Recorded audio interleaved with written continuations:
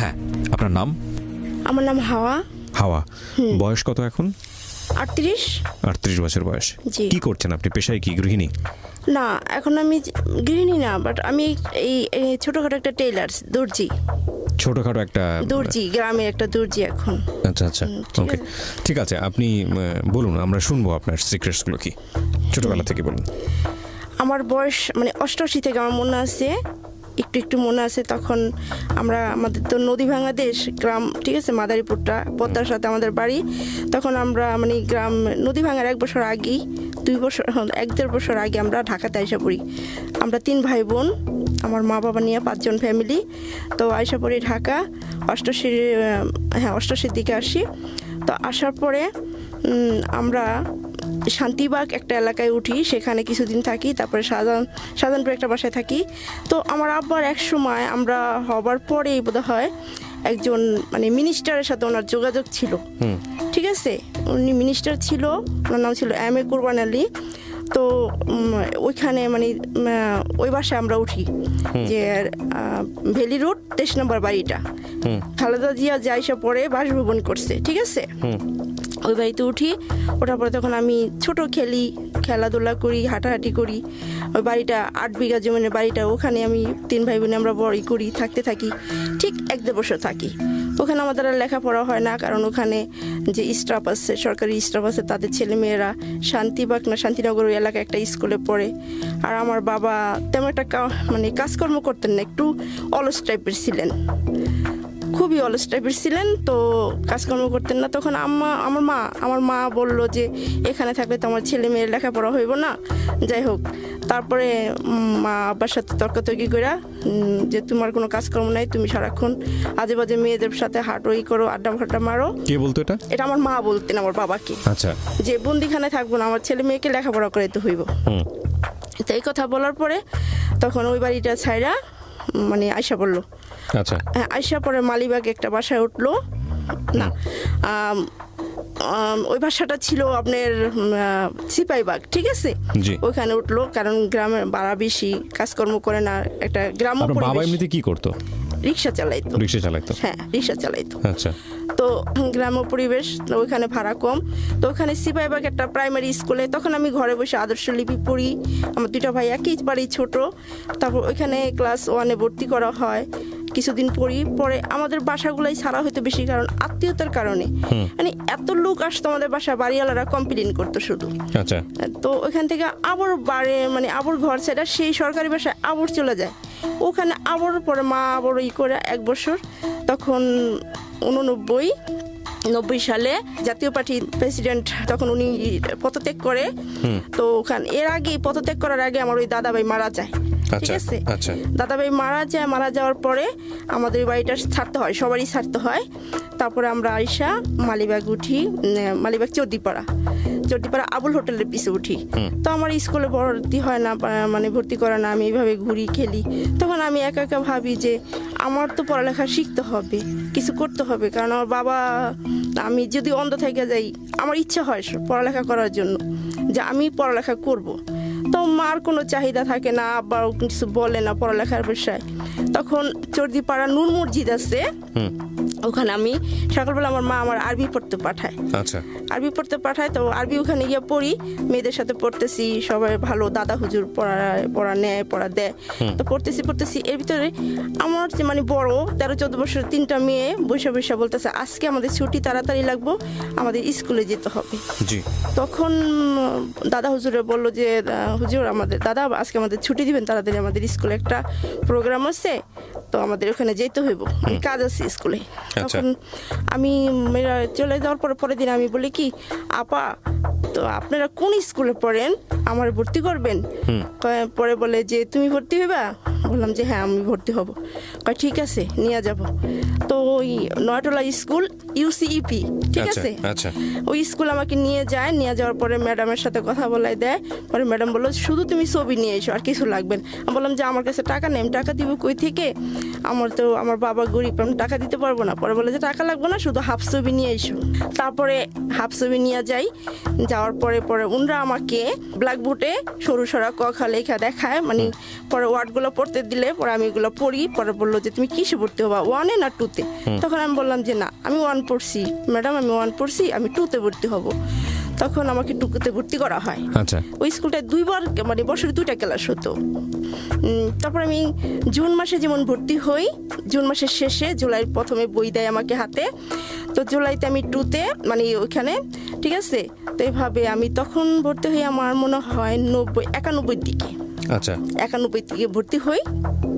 তো 91 মানে 2, 3, 4, 5, 6, 7, ঠিক আছে, এভাবে যাই হোক।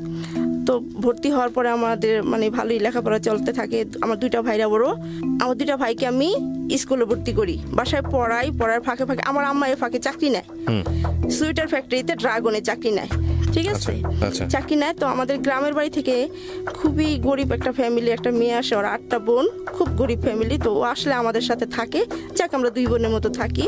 তো এখন দেখা যায় কি, আমার আম্মা আমার চেয়ে ওরে বেশি আদর করে, প্রচন্ড আদর করে ওরে। তো আপনার ছোট বোনকে? হ্যাঁ, আমার ছোট বোনকে, ঠিক আছে, ও আমাদের গ্রাম থেকে আসে। তো ও বোনটাকে খুব আদর করে, ওরে খুবই আদর করে। তো একটা ঈদে খুব আমি কান্না পাই, আমার কান্না করি যে বাড়িওয়ালার 2টা মেয়ে থাকে, শাহনাজ আপু আর মনি আপু, আমাদের বাড়িতে যশোর। তো ঈদের দিন আমার মা আমাকে গোসল করায় না, আমার মা যেন কেমন আমার অবহেলা করে, মানে এই জিনিসটা আমার খুব কষ্ট দেয়। তো ওই শাহনাজ আপ্পাকে আমার বলে যে তুই গোসল করে কাপড় পরে আস, আর পরে শাহনাজ আপ্পারে নিজে হাতে গোসল করে দেয়। তখন আমি চায়া দেখি, মানে আমার অনেক খারাপ লাগে। তো এর ভিতরে করে কি, যখন আমি ক্লাস 5-এ উঠছি, তখন বাস আমার আব্বা আমাদের ফালাইয়া চলে যায়। হঠাৎ করে, মানে হ্যাঁ কাজকর্ম ভালো লাগে না, হ্যাঁ কাজ করতে পারবে না, আমাদের করতে পারবে না। হঠাৎ একদিন সকালবেলা চলে যায়, বাড়িতে যায়।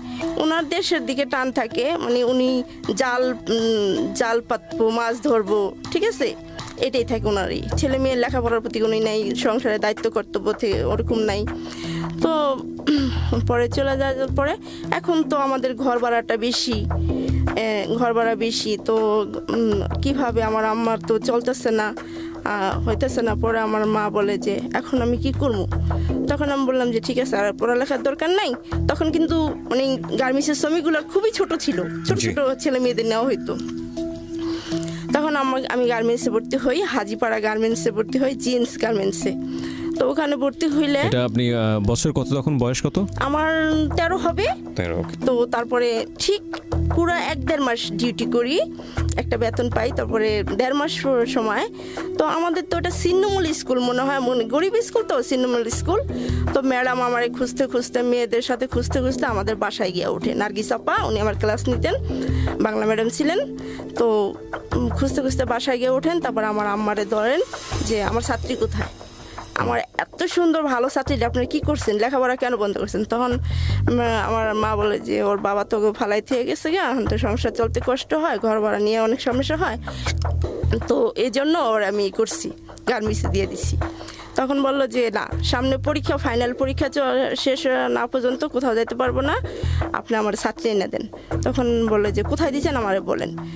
তো একদিন হঠাৎ করে মানে তারপরে আমার ম্যাডাম ওনার হাজব্যান্ডে নিয়ে মোটরসাইকেল নিয়ে পরে এসে ঠিক 10টা বাজে আমার গার্মেন্টসে, মানে আমি যেখানে চাকরি করি সেখানে গিয়ে ওঠার পরে নিস্তাল আমাকে ডাকে, এমডি রুমে ওখানে ডাকে, গিয়া বলে যে এখানে হাওয়া নামে একটা মেয়ে আসছে আপনাদের এখানে, কিছুদিন ধরে কাজ করতেছে, ওই মেয়েটা আমার স্কুল থেকে আসছে, ওটা ডাকেন।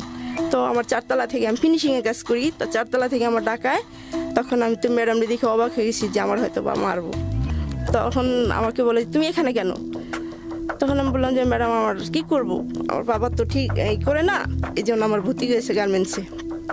তখন উনি মালিকের সাথে, এমডির সাথে কথা বলে যে এই মেয়েটা খুবই লেখাপড়ায় ভালো, ওরে ছাড়া যাবে না, আপনি এত বড় প্রতাপশালী লোক, এত টাকা পয়সা আপনাদের, আপনি একটু হেল্প করলে কিন্তু মেয়েটা ঠিক মতো লেখাপড়া করতে পারে। তখন বললো যে কি হেল্প করতে পারি, যে দেখেন আপনাদের তো অনেক মানে বুঝাই ঠুজাই বলে যে ওর যদি একটু খরচ আপনারা এখান থেকে হেল্প করতেন তাহলে হতো। তো ওই ভদ্রলোক মানে মালিক খুবই ভালো ছিলেন। পরে আমার ঠিক আছে আপনি ওরে নিয়ে যান। পরে আমার বললো যে মা তুমি চলে যাও, তোমার প্রত্যেক মাসে 10 তারিখে আমি বেতন দিলে তুমি এসে নিয়ে যাও, টাকা নিয়ে যাও, তোমার আর করতে হবে না। তখন আমি ক্লাস আইসা, যেমন আমার কালকে পরীক্ষা, আজকে আমি আসিয়া পড়ি, পরে 5-এ ভালো রেজাল্ট করি, রেজাল্ট করার পরে বাস তখন আমার মাসে মাসে ওখান থেকে টাকা আসে, টাকা দেয়। পরে 6 পাস করি, 6-এও ভালোই করি। তারপরে যখন 7-এ উঠি তখন আপা সবাই স্কুলে বলে, তো আমার তো আবার স্যার ছিল না, কোনো স্যার ছিল না, আমি ঘরে বসেই যা পড়তাম আর স্কুলে যেটা শিখাই দিত ওইটাই। তখন 7-এ উঠে পড়ার পরে তখন আমার একটা আপা ম্যাডাম ছিলেন, বললো কি এখন নার্গিস আপা ক্লাস নেন উপরে, এখন অন্য আপা ইংলিশ ম্যাডাম বললো যে উঠে দাঁড়াও। তো উঠে দাঁড়াইছি, বললো যে তুমি কি চাও না ভালো পড়তে? আমি কি অবশ্যই। তাহলে আমার কথা শোনো, তুমি আজ থেকে ভালো করে ক্লাস করবা, ঠিক আছে, আর ভালো করে পড়বা, তোমার ভালো রেজাল্ট হতে হবে। তখন আমি বললাম যে ঠিক আছে। তো আমার পাশে যে বান্ধবী ক্লাসমেট সবসময় ওর সাথে আমি চলতাম, আমার রুল 3-এর উপরে হইতো না, মানে 3-এর নিচে, মানে 3 থেকে আমার কেউ সরাইতে পারতো না। 1 আর 2 ওরা প্রাইভেট পড়তো, নার্গিস আর আসমা ওরা দুজনে পড়তো, প্রাইভেট পড়তো। তো আমার তো প্রাইভেট ছিল না, আমার তো মানে কপাল খারাপ। যাই হোক, তারপরে 7-এ পরীক্ষা দিলাম, দেওয়ার পরে ভালো রেজাল্ট করলাম। এখন ক্লাসে ছাত্রী ছিলাম 30 জনের ভিতরে। এখন আপা বলে যে বাছাই করা হবে, যারা ভালো রেজাল্ট করবে তাদেরকে টেকনিক্যাল স্কুলে পাঠাতে হবে। ভালো রেজাল্ট করলাম, লম্বাও বেড়ে গেছি, বয়স অনুযায়ী অনেক লম্বা হয়ে গেছি। তখন আপা বললো কি যে তোর তো কপাল খারাপ, তুই কি নিবি বাইসা? তো টেকনিক্যালে আছে যে যারা ভালো রেজাল্ট করে তাদের মানে কম্পিউটার শেখানো হয়, তারপরে ইলেকট্রনিক শেখানো হয়, টিভি সারে টিভি বানায় এগুলা, ঠিক আছে। তো আসমা ওরা চান্স পেয়ে গেল টিভিতে, মানে এখন ওরা সোনিতে কাজ করতেছে, কেউ ন্যাশনালে কাজ করতেছে। তো আমাকে বললো যে তুই কী করবি? আমি বললাম যে ম্যাডাম আমি কি করব? আমি আমাকে মারে জিজ্ঞেস করিনি। তো বাসায় আসলাম, মারে বললাম যে মা কী করবো, ওখানে 2 বছর কোর্স থাকতে হইব, আমার পড়াইতে হইব, প্রাইভেট পড়াইতে হইব। তখন বললো যে না, আমার পক্ষে সম্ভব নয়, তো দেখতেই আসছ, তো আমি কী করবো? তো বললো যে কর, তুই টেলারিং শিখ, টেলারিংটা নেই। তখন আমারে নিল, তো 6 মাস টেলারিং। তো আমারে বললো যে লিঙ্কিং শিখবা, এই সোয়েটার। আমি কি না, আমি সোয়েটার শিখবো না। তখন আমি বললাম যে আমি টেলার্স হব। টেলারিং শিখলাম, আর 6 মাস টেলারিং, আর 6 মাস হলো গার্মেন্টস শ্রমিক। তখন ভালো চান্স পেলাম, ওখানে গেলাম। যাওয়ার পরে বাস এখানে যেমন আমাদের স্টাফ স্কুলের বাস আছে মিরপুর 2 নম্বর, ঠিক আছে, টেকনিক্যাল স্কুল। তো আমাদের স্কুল বাস আছে, যেমন আমরা তখন মগবাজার এলাকায় থাকি, নয়টলা স্কুলের সাথেই থাকি। তখন আমার গিয়ে দাঁড়াতে হয় স্কুলের বাসের জন্য, মগবাজার স্ট্যান্ডে দাঁড়াইতে হয়, ঠিক আছে, ওখানে গিয়ে দাঁড়াইতে হয়। তো সকালবেলা মানে তখন আমার জিজ্ঞেস করলো কোন সকালে ক্লাস নিবা না দুপুরে নিবা? তখন আমি বললাম যে না, আমার তো ভাই 2টা ছোট ছোট পড়াইতে হয়, তারপরে আবার ঘরে টুকটাক করতে হয়, মা যেহেতু কাজকর্ম করে। তখন আমি বললাম যে না, আমি বিকালে শিফটে নিব। তখন বিকালে চান্স পেলাম, পরে বিকালে শিফটে নিলাম। তো আমার 11টা বাজে গিয়ে দাঁড়াইতে হয় বাসের জন্য, ওখানে দাঁড়াই। তারপরে ওইখান থেকে বাস আইসা নিয়ে মানে পুরাটা শহরেই তখন থেকে চিনা হয়ে যায় যে কিভাবে যায়। তো 1 বছর ক্লাস করার পরে ওখানে পরীক্ষা হয়, ওখানে কাজের উপরে পরীক্ষা হয়। তো ওখানেও পাশ করি। তখন বলে যে মেয়েরা, তোমাদের জন্য একটা সুবর্ণ সুযোগ আসছে, তোমরা যদি ভালো একটা মালিক আসছে, তোমরা যদি চাও নরসিংদীতে 2500 থানায় ওখানে একটা মালিক তোমাদের কন্ট্রাক্টে নিবে, আমাদের এখানে যোগাযোগ করছে, তোমরা ওখানে গিয়ে কাজ করতে পারো। তখন আমি বললাম যে ঘরে বসে থাকবো কেন, আর ঠিক আছে আমি ওখানে যাব। তো গেলাম। আমি যেমন রাজি করাই অন্যজনের আম্মারে, আবার অন্যজন আমার আরেকটা বান্ধবী রাজি করে আমার আম্মারে, অবিবাহিত মেয়ে, এইভাবে মা বাবাই ছাড়তে চায় না। তারপরে সেখানে গিয়ে দেখি কি না, মানে খুবই খারাপ পরিবেশ, ভালো না। তখন আমরা বললাম যে স্কুলে আবার করলাম, রিটার্ন বাই করলাম যে না। তো কি হয়েছে, আমাদের যে টেকনিক্যাল হেড স্যার ছিলেন, ওনারে ওই মালিকে পাঠাইছে, বেশি বেতনের কথা বলছিল, উনি আমাদের নিয়ে গেছে, ওনার ওইখানে চাকরি হয়েছিল, জিএম না পিএম পদে যেন চাকরি হয়েছিল। তখন দেখলো যে না, মালিকের সাথে ওনার কন্ট্যাক্ট মানে মিললো না হয়তো বা। তখন স্যারে বললো যে আমাদের নিয়ে আবার আইসা পড়ার পরে তখন আর ঘরে বসে কী করবো, তখন বাসায় বসেই থাকি বেশিরভাগ। তখন মা বলে যে এভাবে হয়নি, তুই কিছু একটা কর। তো আমি যে টেলারিং শিখছি, ওই টেলারিং আমার কিছুই হয় না, আমি এই কাজটার কাজই মনে করি না, কিছুই শেখা হয় নাই। তখন বাস, তো আমার এক চাচাতো ভাই, আমার চাচাতো ভাই থাকে আমাদের বাসায়, তো ওনার সাথে আমার মানে উনি আমার খুব পছন্দ করতো, খুবই পছন্দ করতো। তো প্রপোজ করার পরে তখন আমি বললাম যে না, এটা হয় না। তারপরে যাক একটু একটু করে হয়ে গেল, দুজনের ভিতরে একটা আন্ডারস্ট্যান্ডিং হয়ে গেল, মানে হয়ে যাওয়ার পরে তখন আমরা দুজনে শপথ করলাম। ঠিক আছে, শপথ করার পরে মানে চলতেছে, কেউ জানে না, এভাবে চলতে থাকে। 4-5 মাস হয়ে যায়, কিন্তু ছেলেটা এতই ভালো, কখনই খারাপ নজরে দেখেন নাই। ও আমার আপনি বলতো, আমি ওর আপনি বলতাম। একটা কথা কি ভাইয়া জানেন, রহস্যময়, যে ওর সাথে আমি কোথাও কোনোদিন যাই নাই, ওর সাথে আমি কোনোদিনও কোথাও কোনো সিনেমা ছবি মানে গল্প কোথাও কোনোদিন যাই নাই। আমার প্রেমের বয়সে, ওর সাথে প্রেম করার বয়সে আমি মাত্র ওর 4 টাকা খাইছি একদিন, শুধু আমার 4টা পুড়িয়ে না খাওয়াইছে, এটা আমার পুরো মনে আছে। ওকে, হ্যাঁ, ও আমার খুবই করতো। তো আমাদের কথা হইতো যে ও চিঠি লেখা আমার টেবিলে রেখা যেত, আমি পড়তাম, আবার আমি লেখা রেখা যেতাম, ও আবার নিয়ে পড়তো, এটাই ছিল। তারপরে এভাবে আমার আব্বার মামাতো ভাই একটা বন্ধু অনেক আগে থেকে আসা যাওয়া করে, ওনার নাম ছিল কবির। তো কবির আমার ভাইয়ের অনুষ্ঠান মুসলমানি করাইছি, মানে সুন্নতে খাতনা করাইছি। তো এখন ছোটোখাটো একটা অনুষ্ঠান করবো, একটা অনুষ্ঠান ঘরের ভিতরে চলতেছে। তো অনুষ্ঠানের ভিতর না, এদিক দা মা বলতেছে যে এখন তো বড় হয়ে গেছে, এদিক দা ওর সাথে মা বুঝতে পারতেছে, ধরা পড়ে গেছি আমি। তো বলতেছে যে এইভাবে এই করলে তো মানুষ খারাপ করবো, ওর জন্য ছেলে দেখো। সবারে বললো যে ওরে বিয়ে দিব, ওর জন্য ছেলে দেখো। তো আমার আবার অনেক আছে, কাজিনস আছে, মানে এর খালতো ভাই, মামাতো ভাই, সবাই আমাদের বাসায় আনাগোনা। তো আমরা ফ্যামিলিতে শুধু আমরাই ছিলাম, আর সবাই আমাদের বাসায় আসতো। আপনারা কয় ভাই বোন ছিলেন? আমরা 3 ভাই বোন। 3 ভাই বোনের মধ্যে আপনার ভাইটা সবচেয়ে ছোট? হ্যাঁ, আমি বড়, আমার 2টা ভাই ছোট। ওকে। হ্যাঁ, ঠিক আছে, দুজন মাদ্রাসায় পড়ছে। সবার আনাগোনা ছিল, হ্যাঁ বলেন। তারপর তো মা বললো যে তুমি সবাই ওর জন্য জামাই দেখো, ভালো জামাই দেখো, ওর বিয়েটা দিও। তখন ওই কবিরও আসতো যাইতো, আমার ওই আব্বার মামাতো ভাইয়ের সাথে আসতো যাইতো, গল্প বলতো। আমরা চাচা বলতাম, চাচার বন্ধু তো চাচাই হয়।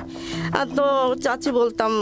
আমার আবার ফাঁকে ফুঁকে একটু মানে আগে পড়াতো, আসতো অনেক আগে থেকেই আসতে যাওয়া করতো, 2-3 বছর হয়ে গেছে আসা যাওয়া করতো। তো আমার একটু মাঝে মাঝে একটু পড়াঠরা স্কুলে যখন ছিলাম পড়াঠরা করে দিত। তো উনি এই কথা শোনার পরে বললো যে আমি হাওয়াকে বিয়ে করব।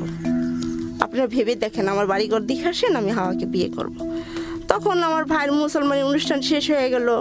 যাওয়ার অনুষ্ঠানের পরের দিন আমার স্কুল কাপড় চোপড় বানাবো কিছু তখন আমি পড়তেছি। তো স্কুলের ড্রেস বানাবো, তখন আমি স্কুলে মিরপুরে। পরে আমার স্কুল ড্রেস বানাতে হবে, মার সায়া ব্লাউজ, আমার দাদুর সায়া ব্লাউজ, এগুলো বানাতে হবে। তো আমার এক দূর সম্পর্কের ফুপু আবার এই অনুষ্ঠানে বেড়াইতে আসে। তো ফুপু থেকে যায় কিছুদিন। তো ফুপু নিয়ে পরে আমি সন্ধ্যার সময় স্কুল থেকে আসতে 5টা বেজে যায়, 5:30। খাওয়ার পরে তো আমি বলি যে ফুপু চলেন ওই দর্জির দোকানে যাই, আমবাগান দর্জির দোকানে যাই, কাপড়গুলো বানাইতে দিয়ে আসি। ফুপু বলতেছে তুই কি জানোস তোর বিয়ে ঠিক হয়েছে? মানে তখন বললো যে হ্যাঁ তোর বিয়ে ঠিক হয়েছে। আমি কি কোথায়, কোন দেশে? তখন বললো যে আছে, তুই তারা চিনোস? তখন আমি বললাম যে আমি তাকে চিনি। ফুপু বলেন না কে? তুই তারা অনেক চিনোস, বলা যাবে না? পরে আমি বললাম যে বলতেই হবে।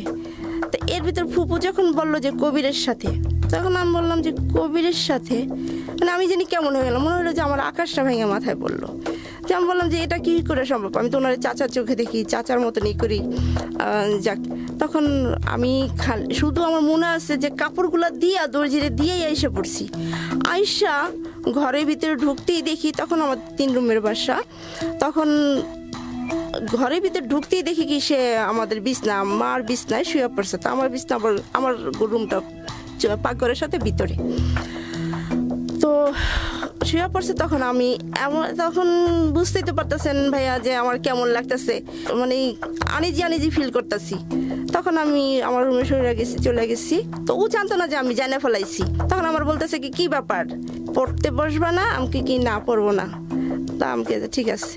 তো আমার ওই ফুপু বললো যে কবির বিষয়টা তো জানাজানি হয়েছে, তুমি ওরে করো না, ওর সামনে যেও না। পরে বলার পরে কি ঠিক আছে, বললেন কেন তো তাড়াতাড়ি? যাই হোক, পরে এভাবে আমার পড়ার হয়ে যায়। তো ওর সাথে ও আমার খুব পছন্দ করে, খুবই পছন্দ করে। তো এর ভিতরে আমার আমি যে ছেলেটাকে ভালোবাসতাম সেই ছেলেটা শুই না বলে আমার তারিখ পড়ে যায়, বিয়ের তারিখ পড়ে যায়। ওই বাড়ি থেকে লোকজন এসে দেখা যায় বাড়িঘর, ওই আমাদের লোকজন আমার আব্বার মামাতো বাইরে ওইখানে গিয়ে দেখে আসছে, বাড়ি দেখে আসে।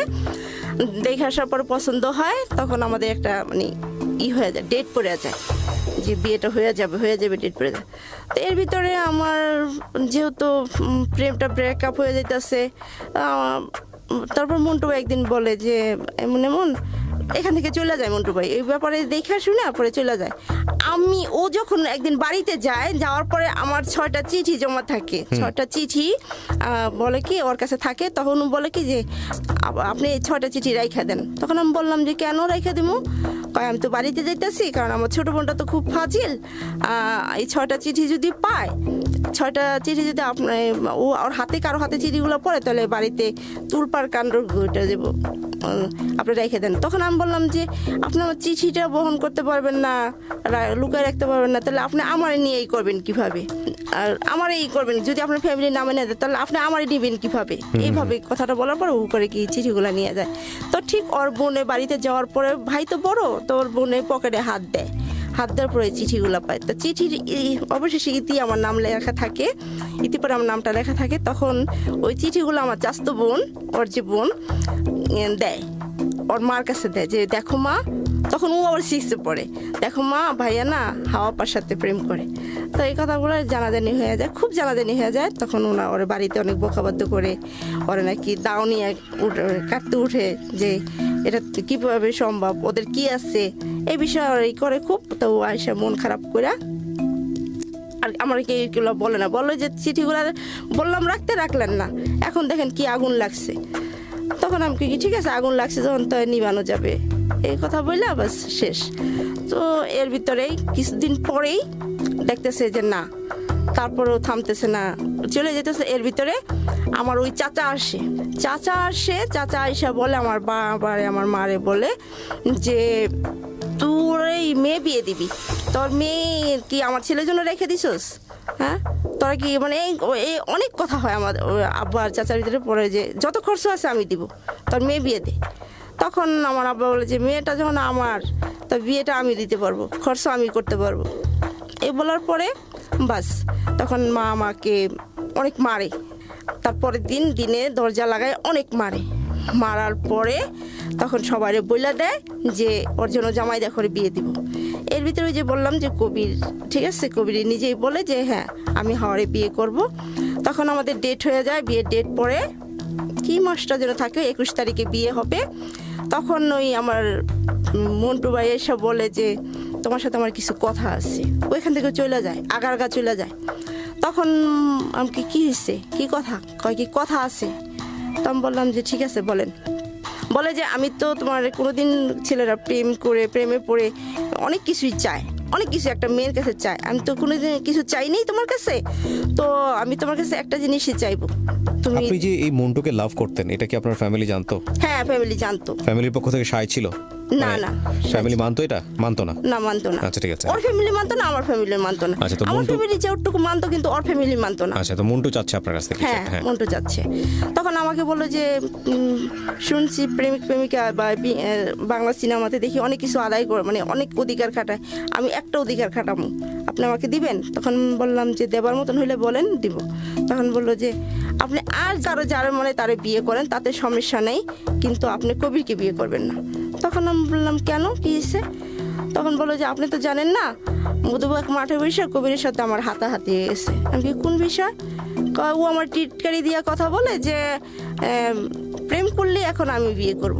ওকে, আমি বিয়ে করব, দেখছস কে জয় হইলো, মানে এই কথা বলছে। ওকে, বলার পরে বললো যে ঠিক আছে। ও আবার পরে মন্টু বলছে যে যদি আমি ভালোবেসে থাকি মেয়েটারে, তাহলে তুই কোনোদিনও পাবি না।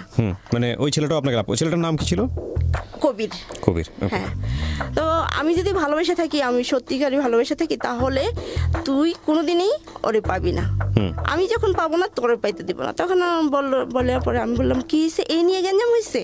হ্যাঁ, এই নিয়ে গ্যাঞ্জাম হয়েছে।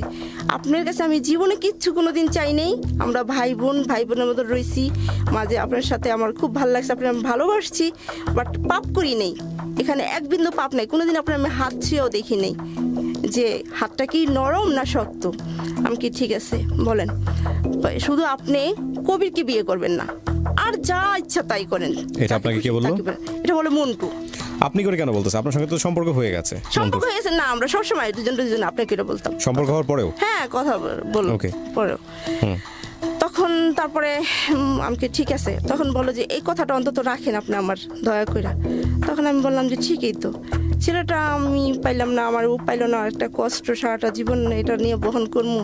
তারপর আর আমি এমনি ইচ্ছুক না কবিরকে বিয়ে করার জন্য, আমি এমনি ইচ্ছুক না, আমার ভালো লাগে না। যেহেতু আমি তাকে চাচা বলতাম, অনেক সময় অনেক কথা চাচা বাস্তির মতন বলতাম, যে তার সাথে আমি কিভাবে সংসার করব, এটা সম্ভব না। তখন বাস আমি কবিরকে আমি রাজি না, বিয়ে একদম তারিখ আমি রাজি না, আমি বিয়ে করবই না, আমি এখানে বিয়েতে রাজি না। আমার দাদু যেহেতু আছে, আমার দাদুর বারবার তার সাথে মানে তার পাশ দিয়ে ঘুরি আর বলি আমি যাব না, আমি এই বিয়েতে রাজি না, আমি বিয়ে করবো না। ফ্যামিলিগতভাবে কি চাচ্ছিল যে কবিরের সঙ্গে বিয়ে হয়ে যাক? হ্যাঁ, ফ্যামিলিগত দুটো ফ্যামিলি ছিল, চাইছিল। তখন দাদু বলল যে কেন, মানে বারবারে বুঝি না। তো কবিরও আমাদের ঘরে বেশি আসে যায়, দেখা যায় যে আমারে খুবই করে লাইক করে, দেখা যায় আমি যে জিনিস খাইতে চাই না আমার জন্য সেই জিনিস নিয়ে আসে, আমি কি খাইলে ভাল লাগবো, আমার কি করতে ভাল লাগবো আমার, ঠিক আছে, এরকম সারাক্ষণ আমার পিছে লাগিয়ে থাকার পরে যে ভাই এত আমরা ভালোবাসে, দেখা যায় যে আমি 13-14 বছরে একটা মেয়ে, 14-15 বছর একটা মেয়ে, আমি কি একটা ডিম চুলে খাইতে পারি না? খাইতে পারি। কিন্তু সে আমাকে বলে যে হাতের ভিতরে চোখলা ঢুকে পরে কাইটা যাবো, আমি সিলে দিয়ে দাও। মানে মন্টু? হ্যাঁ, না কবির আপনাকে যে কোনোভাবে কনভিন্স করার চেষ্টা করতেছে। হ্যাঁ, সেটাই। তখন মা বলল যে মানে আমার এত মানে খুব কেয়ার করার পরে তখন মা আমি তো কথা শুনি না, আমি এক পর্যায়ে ওর একদিন পা ধরে বলি যে আপনাকে আমি বিয়ে করবো না, প্লিজ আপনি এখান থেকে ই করেন, আমার বাঁচান, আপনি বলবেন যে আমি হাওয়ারে বিয়ে করবো না, নাহলে আমার মেরে ফেলাইবো। আমার মা খুবই জিদি, খুবই রাগী। আমার মা যখন রাগ ওঠে তখন কি বলবো সেটা থাকে না, সেন্স থাকে না। তখন কবির ভাই বললো না, আমি তোমার এই পথ থেকে সরতে পারবো না, তাহলে আমার মুখ আমি মরে যাম, মানে আমার মরা মুখ দেখবা।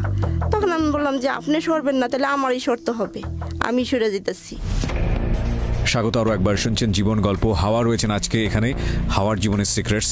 সে আসলে প্রান্তিক পর্যায়ের ইকোনমিক স্ট্যান্ডার্ডের একজন মানুষ, এবং সেখান থেকে তার যে বলা, তার যে বোঝা, সেভাবেই আমরা বলা এবং বোঝার চেষ্টা করছি। কারণ এই অনুষ্ঠানগুলোর লিসনার্সরা অনেক বেশি ওয়াইড রেঞ্জের, একেবারে সমাজের নিচুতলা থেকে শুরু করে বিদেশে high class, social high class maintain করেন, এরকম অনেক মানুষ এই অনুষ্ঠানগুলো শোনেন, এবং সব ধরনের মানুষরাই যেহেতু এখানে আসেন, সুতরাং হাওয়াও এখানে মোস্ট ওয়েলকাম। তো হাওয়া, যেখানটা আমরা ছিলাম, বলুন তারপর। তো আমি রাগ করে আমার বান্ধবীর বাসায় চলে যাই। ওকে, বান্ধবীর বাসায় চলে যাই, তখন 2 দিন থাকি ওখানে। 2 দিন থাকার পরে আব্বা গিয়ে আবার নিয়ে আসার পরে মা কয় কেন যাবি না? যাব না, আমি এই বিয়েতে রাজি না। পরে মা আমার দরজা জানলা বন্ধ করে বড়ি হাতে নিচ্ছে যে মেরে ফেলাইবো, কেন রাজি না। পরে আমার দাদু ছিল, আমার দাদু পরে আমার বাঁচাইছে কি করছে যে দাদু কান্না করে গেছে যে যেখানে ও রাজি না সেখানে দিয়ে লাভ কি, যদি পরে একটা দুর্ঘটনা ঘটে গেল, বিয়ের পরে দরকার নেই, বাদ দাও। তখন আমি মারে বলছি যে মা আমাকে যেখানে মনে সেখানে বিয়ে দাও, যার কাছে মনে তার বিয়ে দাও, আমার তাতে কোনো আপত্তি নাই, কিন্তু আমি তাকে বিয়ে করবো না, আমি কবিরকে বিয়ে করবো না।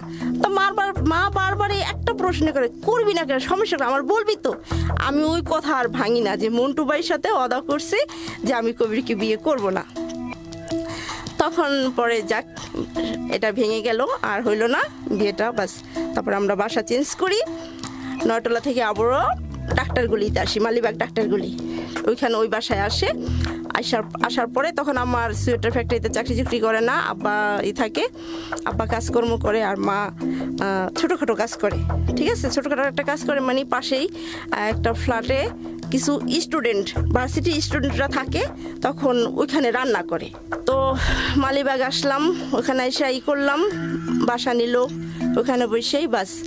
তো পাশাপাশি মা যে বাসায় এই রান্না করার কাজটা করে, তারপরে একটা বাসা থাকে, একটা সাপড়ার একটা বাসা থাকে, ওইখানে একটা ফ্যামিলি থাকে, আমাদের দেশেরই একটা ফ্যামিলি থাকে।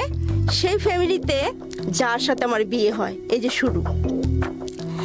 তখন একদিন সন্ধ্যাবেলা আমার আব্বা হঠাৎ করে কি নিয়ে দিন একটা রামপুর একটা গ্যাঞ্জাম করে বাড্ডা থানা, তখন বাড্ডা থানায় হয় মামলা হয়। মামলা হওয়ার পরে সন্দেহ একটা কেসে আমার বাবা পড়ে যায়।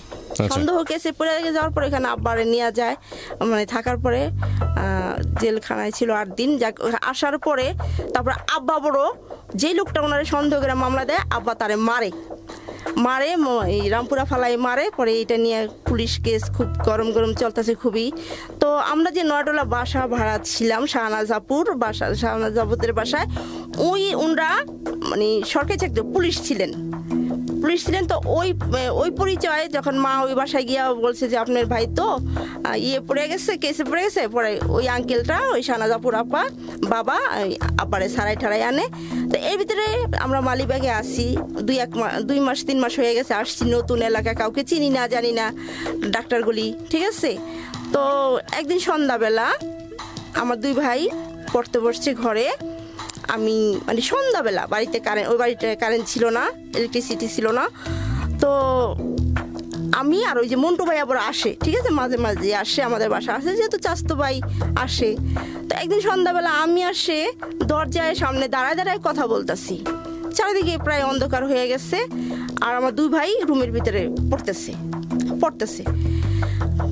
এর ভিতরে একটা লোক আসে। তো ওই বাসায় বড় ওয়ালটা অর্ধেক ওয়াল, হাফ ওয়াল, মানে দেখা যায় কেউ আসতেছে কিনা, এটা দেখা যায়।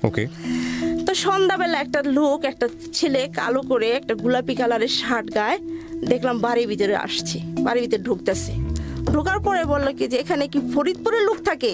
তখন মাদারীপুরের কেউ তেমন একটা বলতো না, যে ফরিদপুর বলতো, যে ফরিদপুরের লোক থাকে।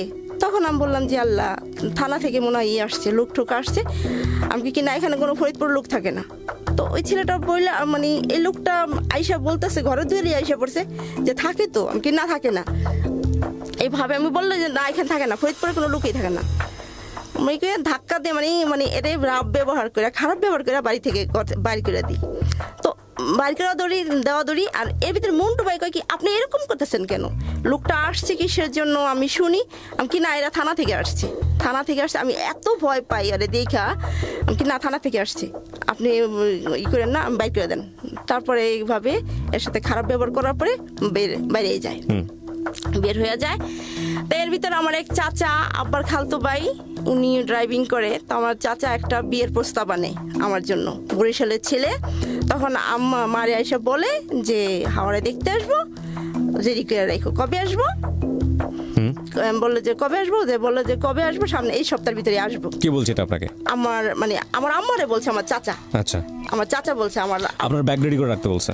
হ্যাঁ, রেডি করে রাখতে বলছে। তখন বললো যে ওরে গুছাই টুছাই রাখেন আর নাস্তা পানির ব্যবস্থা করেন, ঠিক আছে। তখন যাই হোক, পরে আমার দেখতে আসে, বরিশালে একটা ছেলে দেখতে আসে সকালবেলা, 5-7 জন মানুষ দেখতে আসে। তো আমরা ছোটখাটো একটা আয়োজন করি, নাস্তা পানির ব্যবস্থা করি। আমার দেখা তারপরে টাকা দিয়ে যায়। তখন তো অনেক আগের কথা, টাকার খুব মূল্য ছিল। তো আমার 300 টাকা দিয়ে যায়, দেখা যায়। তা যাওয়ার পরে বাস, আবার আমার একটা খালতো ভাই থাকে আমাদের বাসায়, আসে। তো আমার খালতো ভাইটা আবার আমার দেখায় ঠেকায়।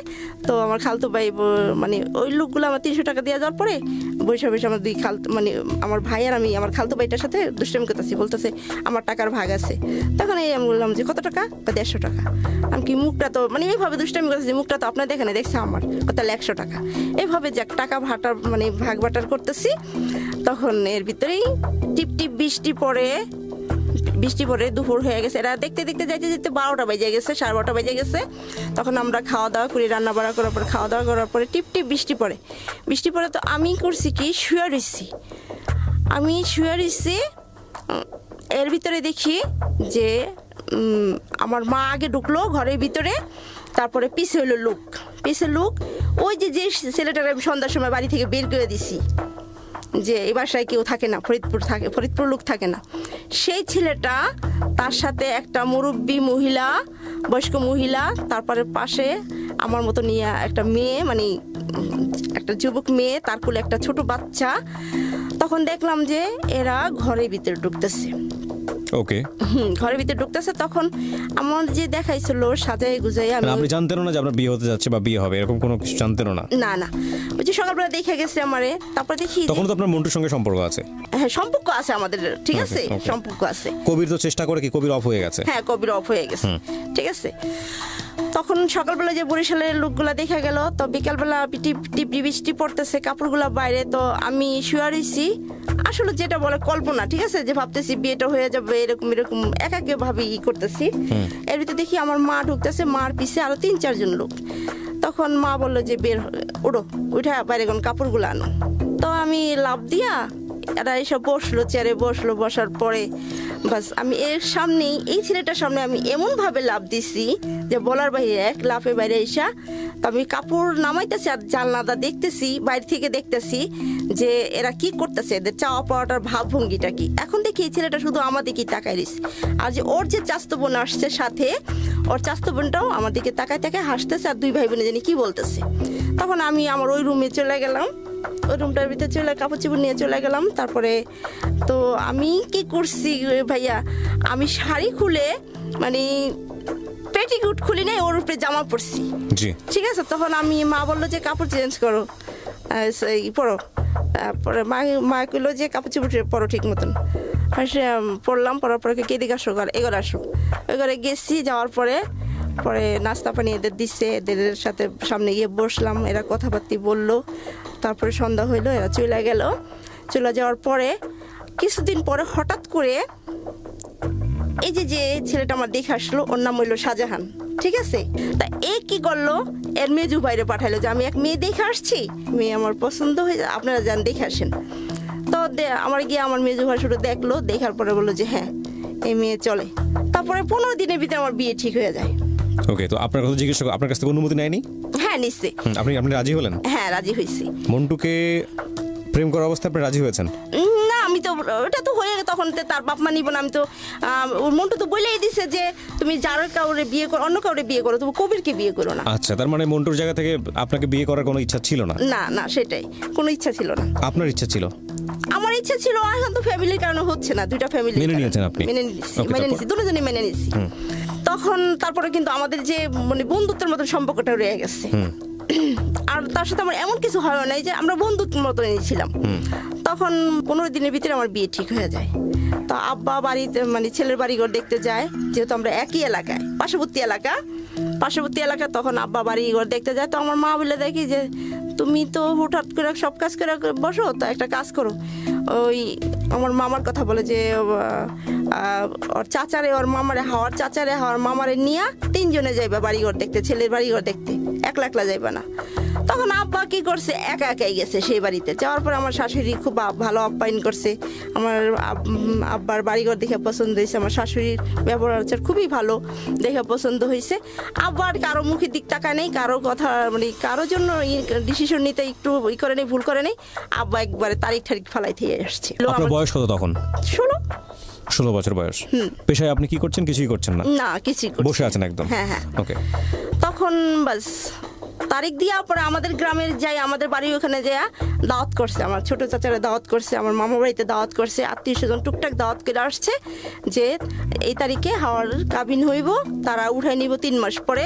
কাবিন হইল কাতি মাসে, আমার উঠাই নিব হইল পৌষ মাঘ ফাল্গুন মাসে, ঠিক আছে। তা যেহেতু আমরা গৃহস্থ বাড়ি, আমার শ্বশুর বাড়ি গৃহস্থ বাড়ি, তো আমার শ্বশুরে বলছে যে বিয়ে আরেকটা করেন, আমি তো ফসল বুনছি, যেহেতু আমরা গৃহস্থ, ফসলের দিন না আসলে আর বউ আনতে পারবো না উঠাইয়া। তা আমাদের ভিতরে আর কি কোনো যৌতুক চাওয়াচাই হইল না। যৌতুক চাওয়াচাওয়ার ভিতরে এটাই হইল, আমার ভাসুরে বলছিল যে আমার ভাইটা তো দেশে বউ ঠিক করছিলাম, বিয়ে করলো না, বিয়ের দিন পলায় এসে পড়লো এখানে, ওর একটাই স্বপ্ন ড্রাইভিং শিখবো, ঠিক আছে। শাহজাহান ড্রাইভিং শিখবো, আমার হাজবেন্ড। কি করতে এমনিতে শাহজাহান ওই সময়টাতে? কি করতো, এমনি টুকটাক রিক্সা চালাইতো, আচ্ছা। ঠিক আছে। ও ওর মতন চলতো, একদিন কাজ করলে করতো না, এটাই। ওকে ফাইন, বলেন তারপর। তখন এটাই ছিল চাওয়া পাওয়া, যে ড্রাইভিং শিখবে, ড্রাইভিং শিখাই দিতে হবে, Okay, হ্যাঁ। ড্রাইভিং শিখায়া চাকরি নিয়ে দিতে হবে। এই কথা বলছে। বলার পরে যে মা রাজি হয়েছে। তো এখানে কি হয়েছে ভাইয়া, যে আমার ফ্যামিলিতে শুধু আমার আব্বা রিক্সা চালায়, কিন্তু আব্বার যে মামাতো ভাই, খালাতো ভাই, অল ফ্যামিলি আমার আব্বার হাত ধরে অনেকে ড্রাইভিং শিখছে, আমাদের আশ্রয়ে অনেকেই অনেক কাজে নিয়োজিত হয়েছে ঢাকাতে এসে, যেহেতু আমরাই শুধু ছিলাম ঢাকা। তো আমার আব্বা আমার মা ভাবছে যে আমার একটা মেয়ে, আমার 5টা 7টা দেবর, তো আমার একটা জামাইরে সবাই ড্রাইভিং শিখাই দিব। এই যে এরপরে বিয়েতে কথাবার্তা যে হ্যাঁ আমাদের জামাই আমরা লাইনে উঠাই দিব, ড্রাইভিং শিখাই দিব, চাকরি নিয়ে দিব, লাইসেন্স করে চাকরি নিয়ে দিব, বাস এই কথার উপরে আমাদের বিয়ে হয়ে যায়। তারিখ ফালায়, তারিখটা ফালানোর পরে সেটা তারিখটা ছিল নভেম্বর মাসের 26 তারিখে। তো আমাদের বিয়ে হয়ে যায়। বাড়ি থেকে আমার শ্বশুর বাড়ি থেকে 5-7 জন লোক আসে, আমাদের আত্মীয় স্বজনের দাওয়াত দেওয়া হয়। তো বিয়ে হয়ে যায়। যাই হোক, বিয়ে হ্যাঁ চলতেছি আমরা হাজব্যান্ড ওয়াইফ, ঠিক আছে, সুন্দরভাবে জীবনযাপন করতেছি, মা বাবার উপরে খাইতেছি, আমিও খাচ্ছি, তারপরে হাজব্যান্ড খাইতেছে। তারপর এক পর্যায়ে আব্বা নিয়ে গ্যাঞ্জাম করে যে এই সংসারটা কিভাবে চলবো, এভাবে জামাই কি টুকটাক কিছু কাজ করতে পারে না। তো এই কথা বললে তো ওনারে বলা হয় যে আমি কিছু বলি না, আমি খুব ওনার ভয় পেতাম এবং খুব পছন্দ করতাম। তো আমার একটাই স্বপ্ন ছিল, যদি আমি তাকেই ভালোবাসবো, আমার বিয়ের পরে যে আসে আমার লাইফে, ঠিক আছে, সব কিছু দিয়ে আমি তাকেই ভালোবাসবো। তো আমি তার খুব ভালোবাসতাম এবং খুব ভয় পাইতাম। আর আমি কখনই তার কাছে কোনো অধিকার খাটাইতাম না যে আমার এটা লাগবো, সেটা লাগবো, এটা লাগবো, সেটা লাগবো। আমার ওই ধরনের কোনো অধিকার ছিল না, ছিল না, চাওয়া পাওয়া ছিল না। তখন 2-3 মাস হয়ে যায়। তখন আমি বলি, মা বলে যে তোর জামাইরে তুই বলতে পারস না কাজকর্ম করতে। তখন আমি একদিন বলি যে আপনি কাজকর্ম করতে পারেন না, বৈশা খান, আর ওই বাসায় গিয়া ওই যে চাচা চাচি আসছিল, ওই যে পাশেই বাসা, সেখানে গিয়া যে আড্ডা মারেন, এটা কি ঠিক? আমার কিছু লাগে না। তখন বলো যে না, এটা তো এই কথা তো ছিল না বিয়ের সময়, তোমরা আমার ড্রাইভিং শিখাই দিবা, চাকরি বাকরি নিমু, তারপরে তোমার কি লাগে না লাগে সেটা আমি পরে দেখবো, কিন্তু এখন আমি পারবো না, কিচ্ছু করতে পারবো না। তো এক পর্যায়ে কথার পরে মা কয় কি না, আমাকে পরে করে জামাই যখন কাজকর্ম করে না, তো একটা গ্যাঞ্জাম সৃষ্টি হয় ঘরের ভিতরে। উনি আমার চাকরি দেন, আমার কাজ শিখাই দেন।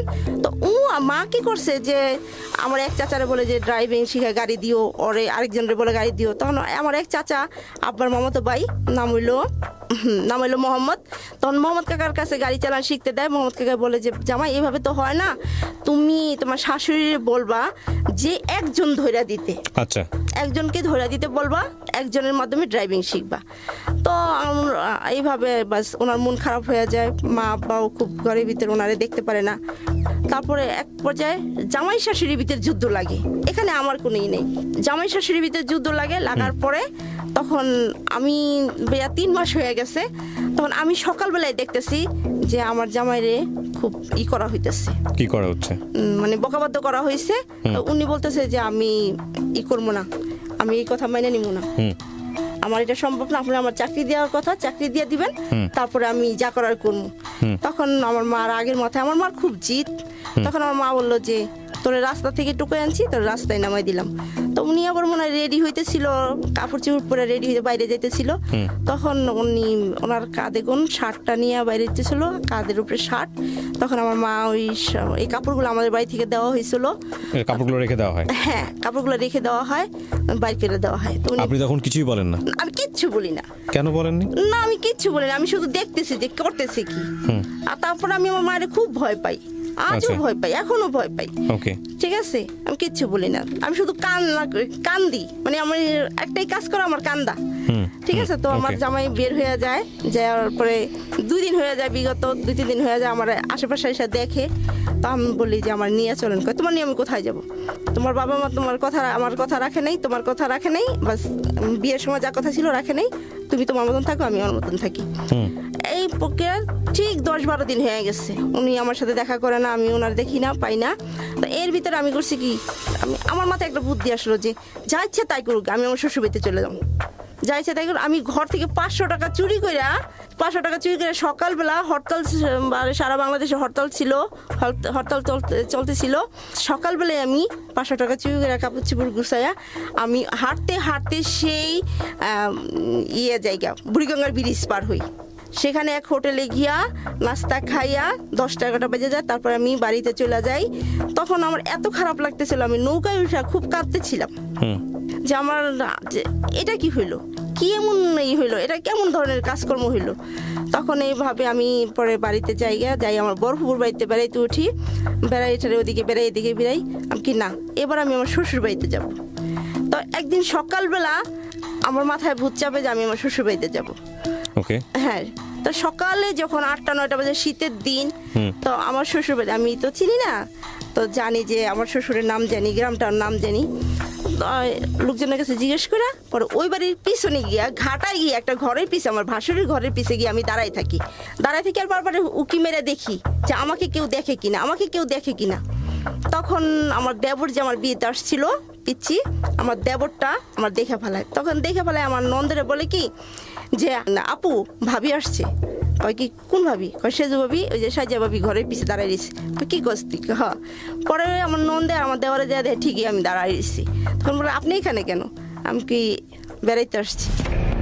আরেকটা বিরতি নিব প্রিয় শ্রোতা, ছোট্ট একটা বিরতির পর আমি আবারও ফিরে আসবো হাওয়া আপনার কাছে। আর এই অনুষ্ঠানে যারা অংশগ্রহণ করতে চান প্লিজ আমাদেরকে ফোন করবেন। আমাদের ফোন নাম্বারটি হচ্ছে 09611904 আমি আবারও বলছি 09611904 ফিরছি ঠিক রাত 12টায়। এই ফাঁকে প্রিয় শ্রোতা আপনাদের সবাইকে জানিয়ে রাখছি ইতিমধ্যেই শুরু হয়েছে রেডিও আম্বার 102.4 FM আমার একটি নতুন শো, যে অনুষ্ঠানটির কথা হয়তো অনেকেই জানেন, মাইক্রোফোন টেস্টিং 1024, যেখানে বাংলাদেশের ছড়িয়ে ছিটিয়ে থাকা অসম্ভব প্রতিভাবান শিল্পী যারা আছেন, যারা কোথাও কোনো ফ্লোর পান না কিন্তু খুব ভালো গান, তাদের সুযোগ ঘটছে একটা অনুষ্ঠানে একটা এপিসোডে নিজেকে প্রকাশ করবার। আপনি যদি খুব ভালো গান করেন এবং আপনি যদি মনে করেন এই অনুষ্ঠানটিতে আপনি অংশগ্রহণ করবেন, তাহলে এই নাম্বারটিতে ফোন দিতে হবে এবং নাম্বারটিতে ফোন দিয়ে ফোন থেকে আপনি যে নির্দেশনা পাবেন সেই অনুসারে আপনি কাজটি করবেন।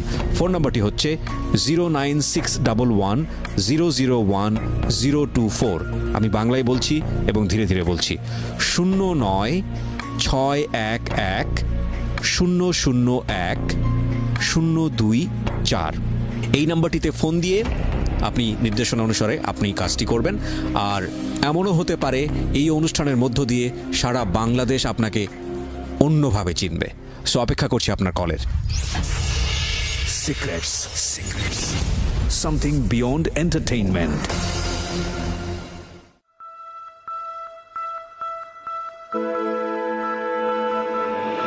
Love. Hate. Challenge. Motivation. Lies. Truth. Impossible. Virtue. Morality. Something beyond entertainment. Welcome to my stage of reality. Stay tuned. Sunday and Wednesday with me RJ Kibriya, only on Dhaka FM 90.4.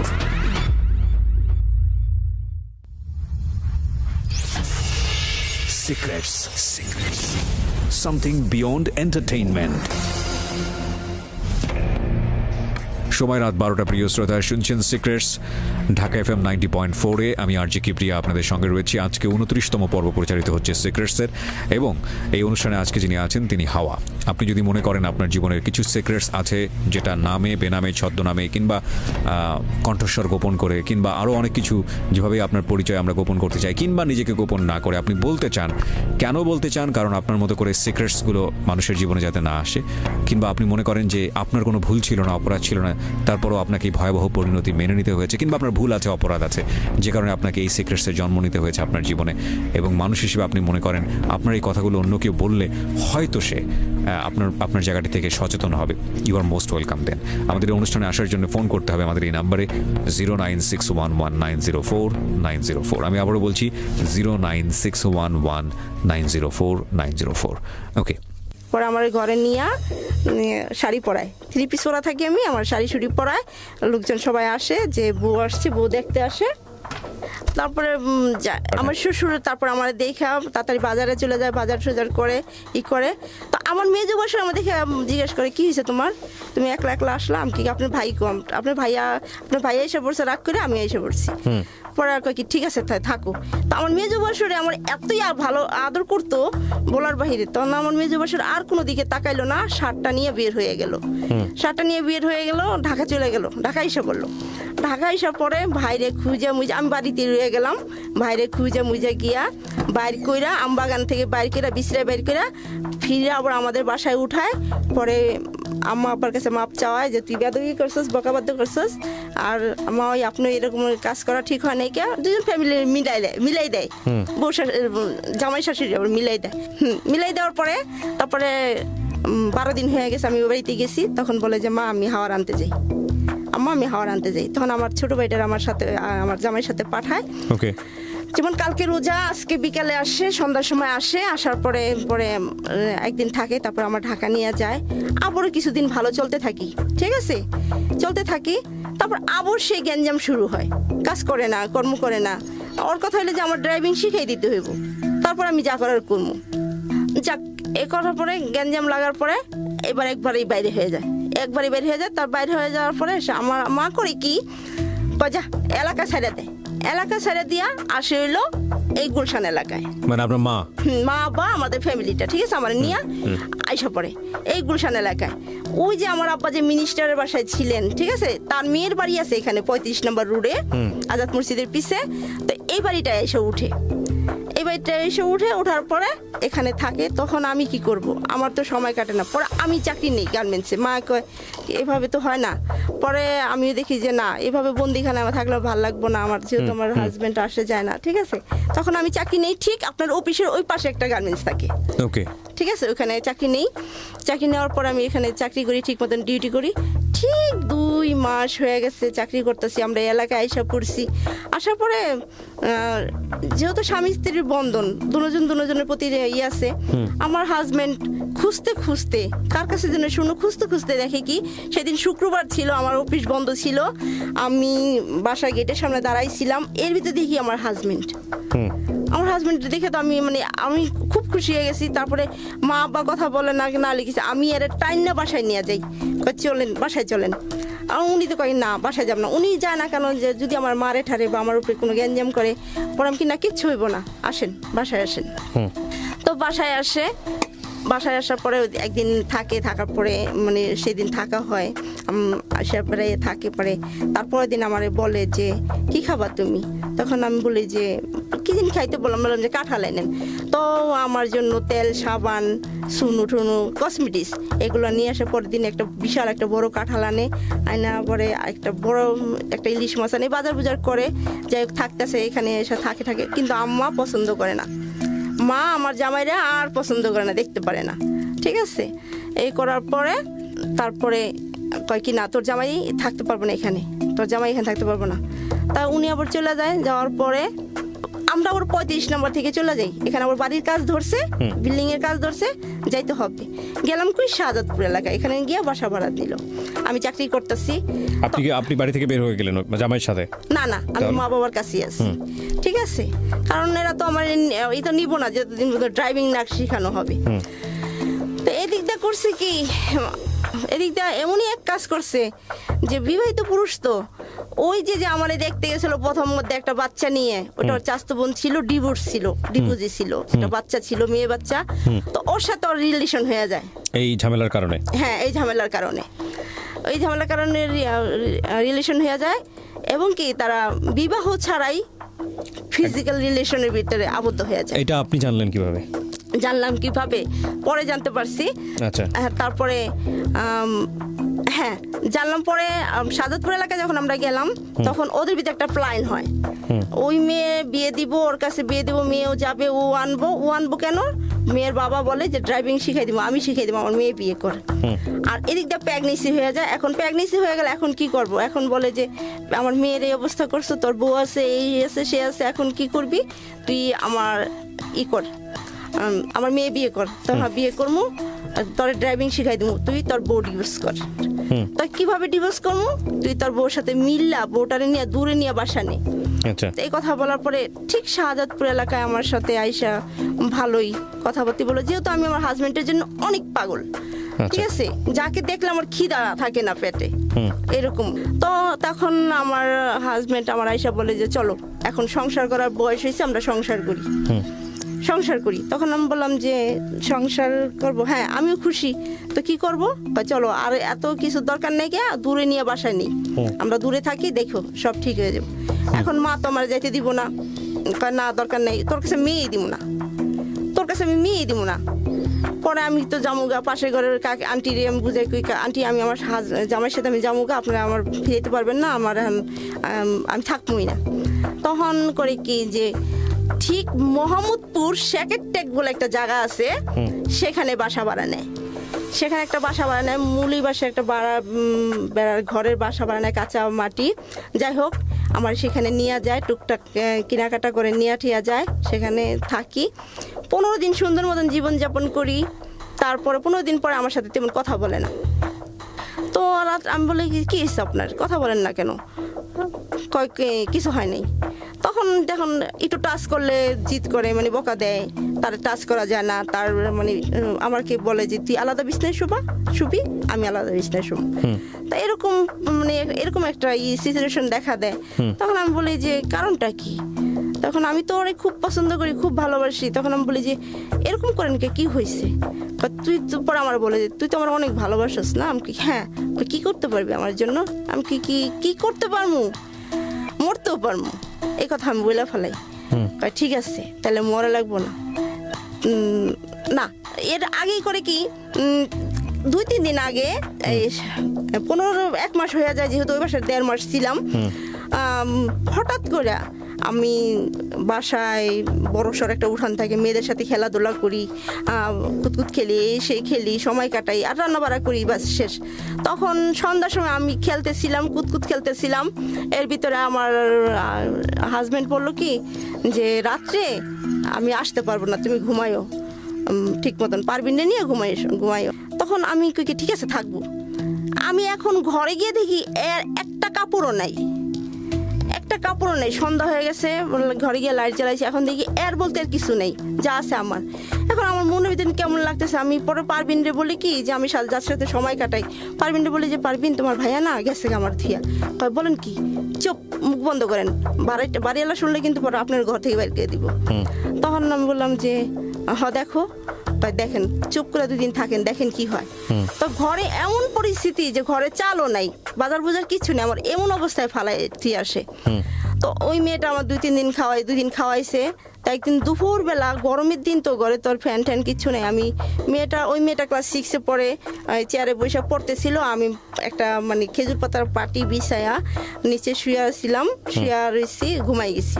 তো এর ভিতরে মেয়েটা কখন উঠে গেছে আমি জানি না, ঠিক 2:30-3টার মতন, তখন আমি ঘুমন্ত অবস্থায় আমার স্বামী হাজবেন্ড গিয়াও চেয়ারে বসে আমার ডাকতেছে, বলতেছে হাওয়া উঠো। তো আমি চাই দেখি উনি, তুমি কই থেকে আসলা? পরে ওনারা দেখা পরে আমি উঠা টয়লেটে গেছি, টয়লেট থেকে এসে মুখ হাত দিয়ে, মানে আমি টয়লেটে গিয়ে এত কাঁদছি।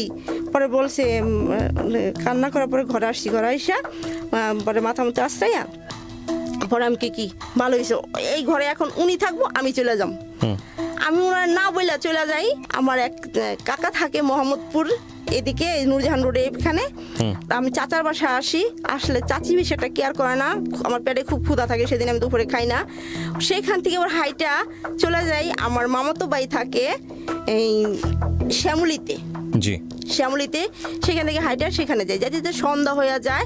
তো ওখানে উনি আবার ড্রাইভার থাকে, ওনার ম্যাডাম সাহেবের থাকে, ম্যারেজ ডে থাকে, সেখানে অনেক রান্না বাড়া হয়। তো আমি যাওয়ার পরে ভাইয়া বুঝতে পারছে, যে ভাইয়া জানতো যে আমি এলাকায় ভাড়া আইছি, থাকতেছি, জামাই নিয়ে একদিন গিয়েছিলাম ও বেড়াইতে। তখন ভাইয়া আমার দেখে বুঝতে পারছে যে আমি রাগ করে আইছি। তো ভাইয়া ভাবিরে কয় যে ভাত দাও। তো ভাত দিছে, ভাত খাইতে বসছি, মানে 4 রানি খাওয়া হয়েছে। এর ভিতরে দেখি কি যে আমার হাজবেন্ড সেখানে উঠছে, দেখে তোমার খাওয়া দাওয়া বন্ধ হয়েছে। পরে আমার ভাই আমার রাগ করলো যে তুই কোনোদিন একা খাবি না, তো জামাই নিয়ে বেড়াইতে আসবি, বাস জামাই নিয়ে বেড়াই যাবি, এইভাবে যেন আর তোর দেখতে না আসতে দেখি। তো আমি ঠিক আছে, ভাইয়া পরে বললো যে বাসায় নিয়ে যাও। বাসায় আসছি, পরে আমার অনেক মারার পরে বললো যে ঠিক আছে তুই যেন আমার এতই ভালোবাসোস, তুই আমার জন্য কি করতে পারবি? আমি বললাম যে আমি তোমার জন্য মরতেও পারবো। বা ঠিক আছে, মরা লাগবে না, আমি একটা যেটা করতে সেটা করবি। আমি কি ঠিক আছে করব, কি করতে হবে? তা আমি ভাইয়া বিশ্বাস করেন আমি ভাবিনি যে ও আমার এ ধরনের একটা কাজ করবো। ঠান্ডু করে নাম মোরে ডাক দেয়, ডাক দিয়ে একটা বেবি দেখেন, একটা বেবি ভাড়া করেন। তখন সেই দিন ছিল শুক্রবার ছিল, তো রাত বেজে গেছে 11টা।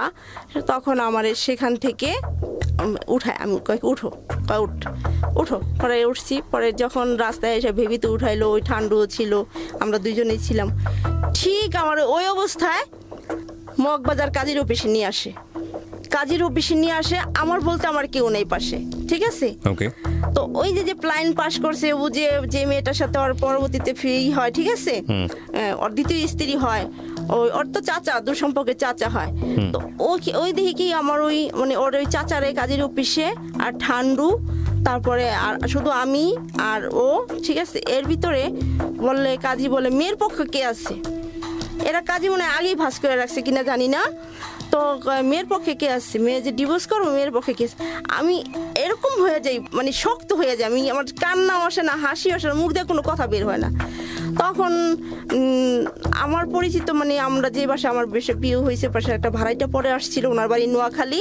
তো ওই ভাইয়াটা খুবই ভালো থাকে, ওই ভাইয়ারা ডাইকে নিয়ে যাওয়ার পরে কাজের অফিসে নিয়ে যাওয়ার পরে হয়েছে মেয়ের পক্ষে। পরে ওই ভাইয়া কয় কি, না আমি তো মেয়ের পক্ষে না, তুই ডিভোর্স করবি, করে দে, সমস্যা নেই। তো আমার মানে এর আগে আমি যদি কাজীকে বলতাম যে আমি বিয়ে, আমি কিচ্ছু বলিনি, আমি শুধু চাইছি মানে ইটা দেখতেছিলাম, পরিবেশটা দেখতেছিলাম যে তখনকার পরিবেশটা কি হইতেছিল। আমি পাথর হয়ে গেছি। তখন আমাকে ডিভোর্স করে দেওয়া হয়। মানেটা কি? আপনি নিজেও সাইন করেন সেখানে? হ্যাঁ। তখন কাজী জিজ্ঞেস করে, তুমি ভাত খাবে না কেন মা? ওই যে ওর চাচা, যে ঠিক আছে ওর দ্বিতীয় শ্বশুর হইব, বলে যে ছেলে ভালো না, ছেলে কামারি জোর করে একটা খাওয়ায় না, খোঁজ খবর নেয় না, এমন জামার দরকার কি, ঠিক আছে, এই জন্য ডিভোর্স করে দিব। তখন কাজী লেখা পরে বলে যে সিগনেচার দাও। আচ্ছা, সিগনেচার দাও। আপনি কোনো কথাই বলেন না? না, আমি কোনো কথা বলি না, পাথর হয়ে গেছি। কথা একটাই বলছি, ও যখন আগে সিগনেচার করা দরকার, আমি বলছি না আমি আগে সিগনেচার করব।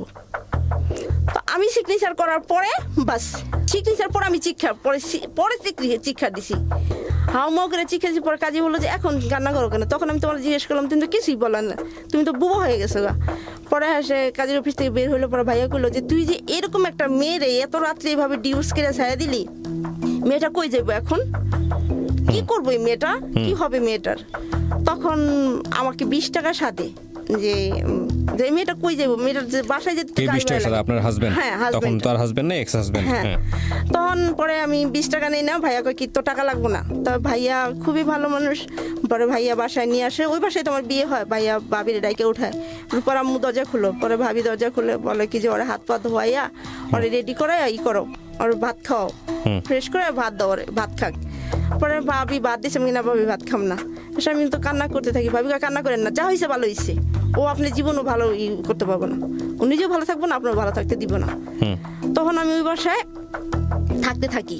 ঠিক 3 দিনের মাথায় আমি গেটের বাইরে হই, গলির মাঝখানে, যেহেতু আমি পরিচিত এলাকা আমি রয়েছি এখানে, গেটের বাইরে হই, এখন দেখি আমার হাজবেন্ড, ঠিক আছে, আমার হাজবেন্ড।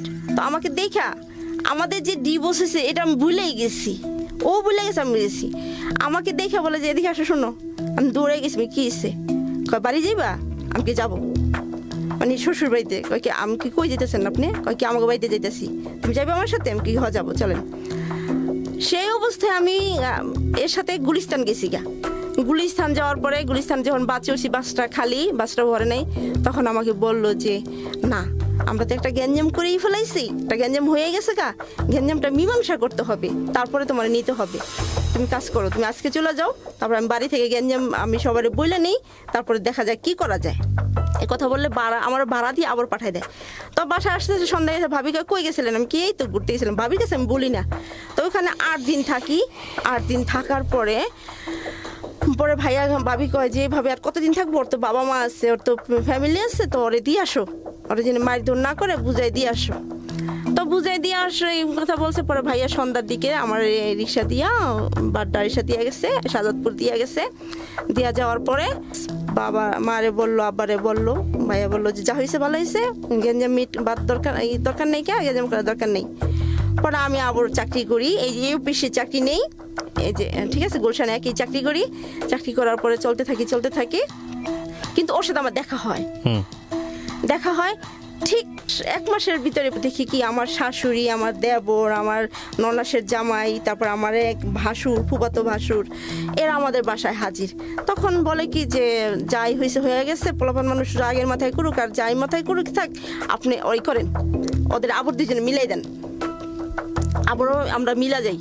তখন মা আর রাজি হয় না, কারণ আমার পক্ষে সম্ভব না, আমি মেয়ে তো আগেই দিব না, এখন তো যাক আইসা পড়ছে, আমি আরো দিম না কইয়া বাস বলার পরে আর আমাদের মিল হয় না। কিন্তু আমি চাকরি করতে থাকি, এটা হলো 97 থেকে, ঠিক আছে 97 দিকে আমি চাকরি করতে থাকি ঠিক মতন, কিন্তু আমাদের ভিতরে ঠিকই হয়, আচ্ছা, শুধুই দেখা হয়।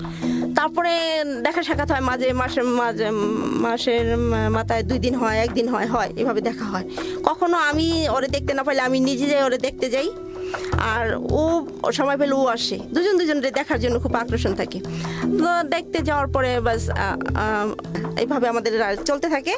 তো হঠাৎ করে 98 সাল, তখন 98-তে কোরবানি আসার পরে আমার আম্মা এই দেখতে যাই, মানে দেখা সাক্ষাৎ হয়, কথা হয়, এ নিয়ে শোনার পরে আমার আম্মা ঠিক আমাকে করে ঘর থেকে বের করে দেয়, বের করে দিলে আমি দূরে থাকি।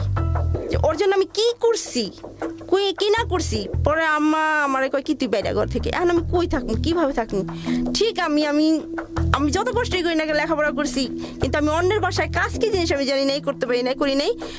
পরে ওরে করে আমার ঘর থেকে বের করে দিলে তখন আমি এই যে গুলশানে একটা বাসায় এক মহিলা আমার আয়না, আমি এক বাসায় 2 দিন থাকার পরে কি কাজ করবি বাসায়, আমি কি করবো। সেই বাসায় আমি 8 দিন কাজ করি। আমি বড় লোকের সোসাইটিতে এত কাজ আমি করতে পারি না, আমি জানি না এত কাজ করতে কি হয়, ভাবে কি হয়। এ রাত 2টা বাজে ঘুমাইতে দেয়, আবার সকাল ভোরে উঠতে হয়, পরে আবার মানে এদের ইচ্ছে মতন খানা দেয়, মানে খুব খারাপ লাগে। পরে 8 দিন কাজ করে আমি বাসায় গিয়ে আবার বাসায় থাকি, ঘরে যাই না, এখান থেকে 8 দিন কাজ করে আর বাসায় যাই না। পরে খুঁজতে আমি কি ওর সাথে আজকে একটা পরামর্শ করবই, যা আছে কপালে। পরে আমি হাঁটতে সেই মালিবাগ যাই, ডাক্তারগুলি এদিক দিয়ে ওর বিয়ে হয়ে যায়, ও বিয়ে করে বাচ্চা হয়, ঠিক আছে, একটা ছেলে বাচ্চা হয়।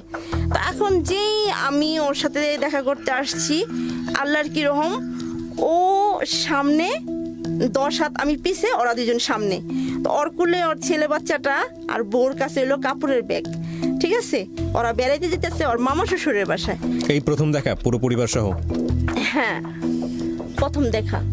তারপরে দেখা করতে তখন আমি পিছে দাঁড়াই, বললাম যে না, আমি চেষ্টা করলে হয়তো বা সংসারটা ভঙ্গ করে আমার স্বামী নিতে পারবো ফিরাইয়া, কিন্তু একটা বাচ্চার কাছ থেকে বাবা নেওয়ার অধিকার আমার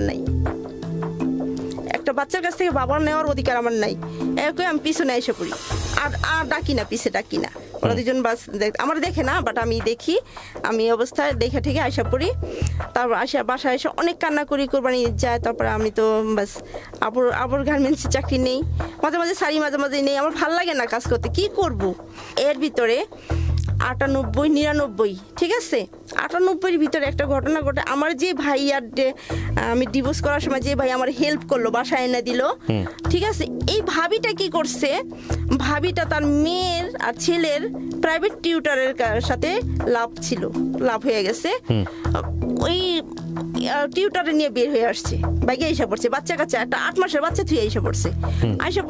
আমার হাজবেন্ডে ধরছে যে হাওয়া পাগো বাসা কোথাও আমার দিয়ে আসেন সেখানে। তখন আমার হাজবেন্ডকে কি আমি তো বাসায় যেতে পারবো না, আমি অফিসে দিয়ে আসি। ঠিক 1 নম্বরে এই যে গার্মেন্টসটা, এখানে এসে আমার নিচে এসে ডাকছে, আমি নিচে নামছি। আমি কি ইচ্ছে, কয় ভাবি তোমার সাথে দেখা করবো। তো ভাবি কয় কি, আমি কি হিসেবে ভাবি, কয় ছুটি নিয়ে আসেন, আমি আপনাদের বাসায় যাব। তখন 4টা, আমি কিন্তু একটু দেরি করে আমাদের ছুটি হয়ে যাবে, 4:30টায় ছুটি হইতো। গার্মেন্টসটা খুবই ভালো ছিল। পরে ভাবি কি হিসেবে, ভাবি আমি আইসা পড়ছি, আপনার ভাইয়ের ভাত খাবো না। তখন পরে জানতে পারি যে উনি স্যারের সাথে ভাইকে আইসা পড়ছে, ঘর থেকে টাকা গহনা টহনা যা ছিল, ওর ভাইয়া তো কন্ট্রাক্টর ছিল, বিল্ডিং এর কন্ট্রাক্টর ছিল, ভালো পয়সা ছিল। তখন ওই ছাড়টাও সাথে আসে, তা উনি আমাদের হাতে পুষাই দিয়ে, আমার হাজব্যান্ড ওই ভাবিটারে পুষাই দিয়ে আছে, ভাবি ভাই আমার একদিন উপকার করছে, তো ভাই আর ভাবির আমার উপকার করতে হয়। তখন আমি বললাম, মনে মনে ডিসিশন নিলাম যে আমি ঘর ছাড়া হয়েছি, এখন ভাবি আমার কাছে আশ্রয় নিছে, ভাবিকে বাঁচানো যায় কিভাবে আর সংসারটা টিকানো যায় কিভাবে, আমার সেই ব্যবস্থা করতে হইব। তখন ভাবির বাসায় নিয়ে গেলাম। পরে ওই ভাইয়ের ওনার যে স্যার, ওই স্যারটারে বললাম যে ভাইয়া আপনারা যাই করছেন, আপনাদের তো বিয়েটা হইতে হইব, আপনি একটা কাজ করেন, আপনি দূরে থাকেন, ভাবি আমাদের কাছে থাকুক, আপনি ওই ধরনের এই করেন, ব্যবস্থা করেন। ঠিক আছে। তখন আমার আবার এক দূরের সম্পর্কে কাজিনস, আমরা এক গোষ্ঠী বংশধর, মালিবাগে থাকতো, বিয়ে ঠিক হয়েছে, বিয়ে দাওয়াত করছে, আমরা বিয়েতে যাব। তো ভাবিকে নিয়ে গেলাম, ভাবি আমাদের বাসায় 8-9 দিন হয়ে গেছে, রইতাছে থাকতেছে, ভাবিরে নিয়ে গেলাম। তো ভাবির গলায় যে লকেটাল একটা 12 আনিশনের চেন ছিল, চেনটা আমি ভাবি আমি তো বিয়ে খেতে দিয়েছি, চেনটা আমার দিন আমি একটু পরি। তো ভাবির চেনটা পরে আমি বাস ভাবিরে মার সাথে বসায় রাইখা, ঠিক ওই বাসাটা ছিল ওই যে খিলগার ওইদিকে গুলবাগের দিকে, আমার বিয়ের বাড়ির দাওয়াতটা, মানে বিয়ে বাড়িটা, আর ডাক্তার গলিতে আমি আইসা পড়ি। ফিরে আসলাম আরও একবার, আমরা অনুষ্ঠানের একেবারে শেষ প্রান্তে চলে এসেছি। আজকের এই অনুষ্ঠানটি হয়তো সেই অর্থে এন্টারটেইনিং না, কিন্তু অনেক বড় লেসন রয়েছে। আপনারা যদি ডিপলি যান হয়তো বুঝতে পারবেন, বাট কারো কারো জন্য যে লেসন হতেই হবে বিষয়টি এরকম নয়, কারণ of course it's a entertaining show, কিন্তু সামথিং বিয়ন্ড এন্টারটেইনমেন্ট, এডুকেশনের জায়গাটা থেকে। আমাদের প্রত্যেকটি এপিসোডই আসলে সুপার হিট করা টার্গেট থাকে না, কারণ এই অনুষ্ঠানের কিছু সামাজিক দায়বদ্ধতা আছে। সেই জায়গাটি থেকে প্রতিটি মানুষকে তার প্রবলেমগুলো, তার ভুলগুলো, তার অপরাধগুলো বলার সুযোগ আমরা করে দিই। তো সেই জায়গাটি থেকে কখনো কখনো কোনো অনুষ্ঠানের কন্টেন্ট আপনার মনোপুত নাও হতে পারে। হয়তো হাওয়ার কন্টেন্ট আজকে আপনাদের অনেকেরই মনোপুত হয়নি, কিন্তু আমি বিলিভ করি হাওয়াকে শুনে অনেক হাওয়াই ভুল পথ থেকে হয়তো বা সরে আসবেন। যেখানটায় ছিলাম বলুন তারপর। আইসা পড়ছি, এর ভিতরে আমার চাচতো বোন আমার দেশে কোনো আসছে, আমার সাথে চাকরি করতো। তো 2 বোন আমরা আইসা পড়ছি। আইসা পড়ার পরে তখন দেখি কি এর মা 8 মাসের বাচ্চা থেকে গেছে, বাচ্চাটা দুধের জন্য খুবই করে, কান্না করে, খুবই কষ্ট হয় রাখতে। তখন ভাইয়ারা বললাম কি হয়েছে ভাইয়া, ভাবি কো, ভালো মন্দ জিজ্ঞাসা, বললো যে নাই, গেছে গা, কোথায় গেছে আপনি জানেন না? না, তখন বললো যে না জানি না। ভাইয়া করছে কি, আমার চেনটা যেন ফলো করে ভাইয়া, এই জন্য আমি চেনটা পরে গেছি। তখন ভাইয়া কয় কি তুই চেন পেলি কই? আমি কিনছি। কয় কি না, তুই বল আমার চেন কই পেলি? পরে আমি বললাম যে ভাবি এমন এমন আমাদের কাছে আছে, ওই লোকটা কই? আমি ওই লোকটার সাথে মিশতে দিই নি। ভাই ঠিক আছে। পরে হেসে আমি ভাইয়ারা আইনা বিয়ে বাড়িতে, আমি ওখানে কোনো গ্যাঞ্জাম করবে না ভাইয়া, অনেক মানুষ, ভাবিরে নিয়ে যান বাসায়। তো ভাবিরে নিয়ে আসলাম বিয়ে বাড়ি থেকে। আসার পরে ভাইয়া অনেক মারলো ভাবিরে, বাসায় এনে অনেক মারলো। তো মার দেওয়ার মানে মারটা দেখে আমি বললাম কেন, আমি মিলাই দিলাম এই কাজটা কেন করলাম। ভাবি এত মারলো, মারার পরে হসপিটালে ভর্তি করলো, এত মারছে। মারার পরে যাই হোক, তারপরে এদের সংসারটা ঠিক হয়ে যায়, বড় ঠিক আছে। এভাবে চলতে থাকে, আমাদের দেখা হয়। তো 2098-99 সালে এখন মা চারিদিকে এই করছে যে ওরে বিয়ে দিতে হবে, মানে আপনাকে? হ্যাঁ, আমাকে বিয়ে দিবে। আচ্ছা, ঠিক আছে। তো এর ভিতরে হঠাৎ করে কুমিল্লার একটা ছেলে, ঠিক আছে, আমাদের বাসায় থাকে একটা, মানে গাজীপুরে একটা লোক থাকে, শালনা, ওনার নাম ফজলু। তো ফজলু কাকার বলে যে মেয়ে বিয়ে দিব, জামাই দেখেন। তো ওর সাথে যে ফজলু কাকার সাথে জানি ওই কুমিল্লার ছেলেটার কিভাবে দেখা হয় রুহুলের সাথে জানি না, ও রুহুল আমাকে দেখায়। ঠিক আছে, দেখানোর পরে বলে যে না চলে। তখন ওই ছেলেটা বাস গার্জিয়ানের মাধ্যমে ফেলে আমার পিছিয়ে কিছুদিন ঘুরে, পর আমি রাজি হই না। আমি একটা কথাই বলি যে আমার কিন্তু হাজবেন্ড আছে, যখন আপনি আমাকে বিয়ে করবেন, আপনারা এরকম আপনি সাইন করার পরেও তো আপনি আপনার হাজবেন্ডের সাথে দেখা করতেন, স্বামী স্ত্রীর যে সম্পর্ক সেটা আপনাদের মধ্যে ছিল, দেখাটাই ছিল, শুধু দেখাটাই ছিল, আমাদের ভিতরে কোনো ছিল না। ঠিক আছে, দৈহিক কোনো কিছু ছিল না তখন। বাস তারপরে এক পর্যায়ে ওই ছেলেটা আমার খুবই করে বুঝাই শোনায়, এই করে রাজি রুজি করায়। আমার 2 ফ্যামিলির ভিতরে কুমিল্লা বিয়ে হয়ে যায়। তো 1 বছর আমি ফ্যামিলির মাধ্যমে বিয়েটা হয়। বিয়ের পর আমি 1 বছর থাকি, মানে বিয়েটা হওয়ার পরে 1 মাস 10 দিন পরে কি হয়, আমার যে আগের হাজবেন্ড, ওনার নাম শাহজাহান, উনি তো মাঝে মাঝে আমার সাথে দেখা করে। তো উনি যখন দেখা করতে আসছে শাহাদাতপুরে জিলপাড়া এসে দাঁড়ায় থাকে, তখন আমাদের ওইখান থেকেই দেখা হয়। তো আমার বাসায় একসাথে আমরা 3টা মেয়ে চাকরি করতাম। ওই 2টা মেয়ে বলে যে তোমার আপা কোথায়, আমার চাচতো বোনটা বলে যে কি খবর তোমার আপা কোথায়। আচ্ছা, আমি ইন ডিটেল না গিয়ে আমি আপনাকে কিছু কোশ্চেন করি। এই যে ছেলেটা আপনার পিছনে ঘুরছিল তাকেও তো আপনি বিয়ে করেন একটা সময়? হ্যাঁ, কুমিল্লার ছেলেটার নাম কি ছিল? রুহুল আমিন। হ্যাঁ। একে বিয়ে করার কতদিন পর্যন্ত সংসার করেছেন? 4 বছর। 4 বছর। সংসারটা ভেঙেছে কেন মূলত? হ্যাঁ, মূলত একে বিয়ে করার পরে করার পরেও কি আপনি প্রথম হাজবেন্ডের সঙ্গে যোগাযোগ করতেন? না না না একদম না। অফ হয়ে গিয়েছিল? না, একদম অফ হয়ে গেছে। আচ্ছা। যেহেতু আমি বিয়ে করে ফেলছি, ঠিক আছে, বিয়ের 1 মাস 10 দিন পরে আমার আগের যে হাজবেন্ডের শাহজাহানের সাথে আমার দেখা হয়। দেখা হইলে পর ওরা বলে যে আপা বিয়ে হয়ে গেছে, আপা বাসায় আছে, কালকে আসবো অফিসে। আমি একটু অসুস্থ থাকি, আসি না। তারপরে দিন ঠিক এখান থেকে, এই যে এখান থেকে আমার বলে যে এটা তুমি কি করলাম, কি করবো, কি করার আছে, যা হয়েছে হয়ে গেছে। তখন বলে যে আমার সাথে যাইতে হইব। তখন আমি বলি যে কই যাবো, আমার সাথে যাইতে হইব, ওঠো রিক্সা ওঠো।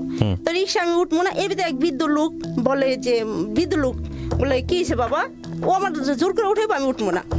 আমি কি এখন আমার সাধারণ বলতেছি কি যে ঘরের ভিতরে ঝরগা লাগছে, টুকটাক ঝরগা করে আইসা পড়ছে। তখন ওই বৃদ্ধ লোকটা বলে কি যাও বাবা, রাগ করা, মেয়েদের রাগ করা ভালো না, যাও উঠো, রিক্সা উঠো। ওই লোকটা আমার রিক্সা উঠে দেয়।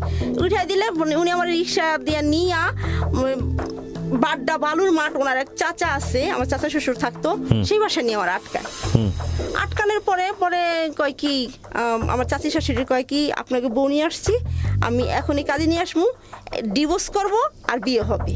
তখন আমি জিনিসটা চিন্তা করলাম যে আমি যাকে বিয়ে করলাম মেহেন্দির রং ওঠে নাই, 1 মাস 10 দিন, তার খারাপ দেখলাম না, ভালো দেখলাম না।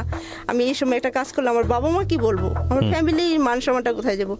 তখন বলো যে কাকি আপনি বাজারে যান, টাকা দিয়ে গেলো 300, আর আমি কাজে নিয়ে আসি। তারপরে আর কাকি আমার কয় কি পরে আমি কি করবো, আমার তো ভাগতে হবে, কিন্তু পলাইতে হইব। তখন কাকি বললো যে আমার তো বাজারে যেতে হইব, তুমি কি যাইবা পালাই যাইবা কেন? আমি না কাকি, মাটি নিয়ে কিরা কাটাইলো, তাই কিরা কাটলাম।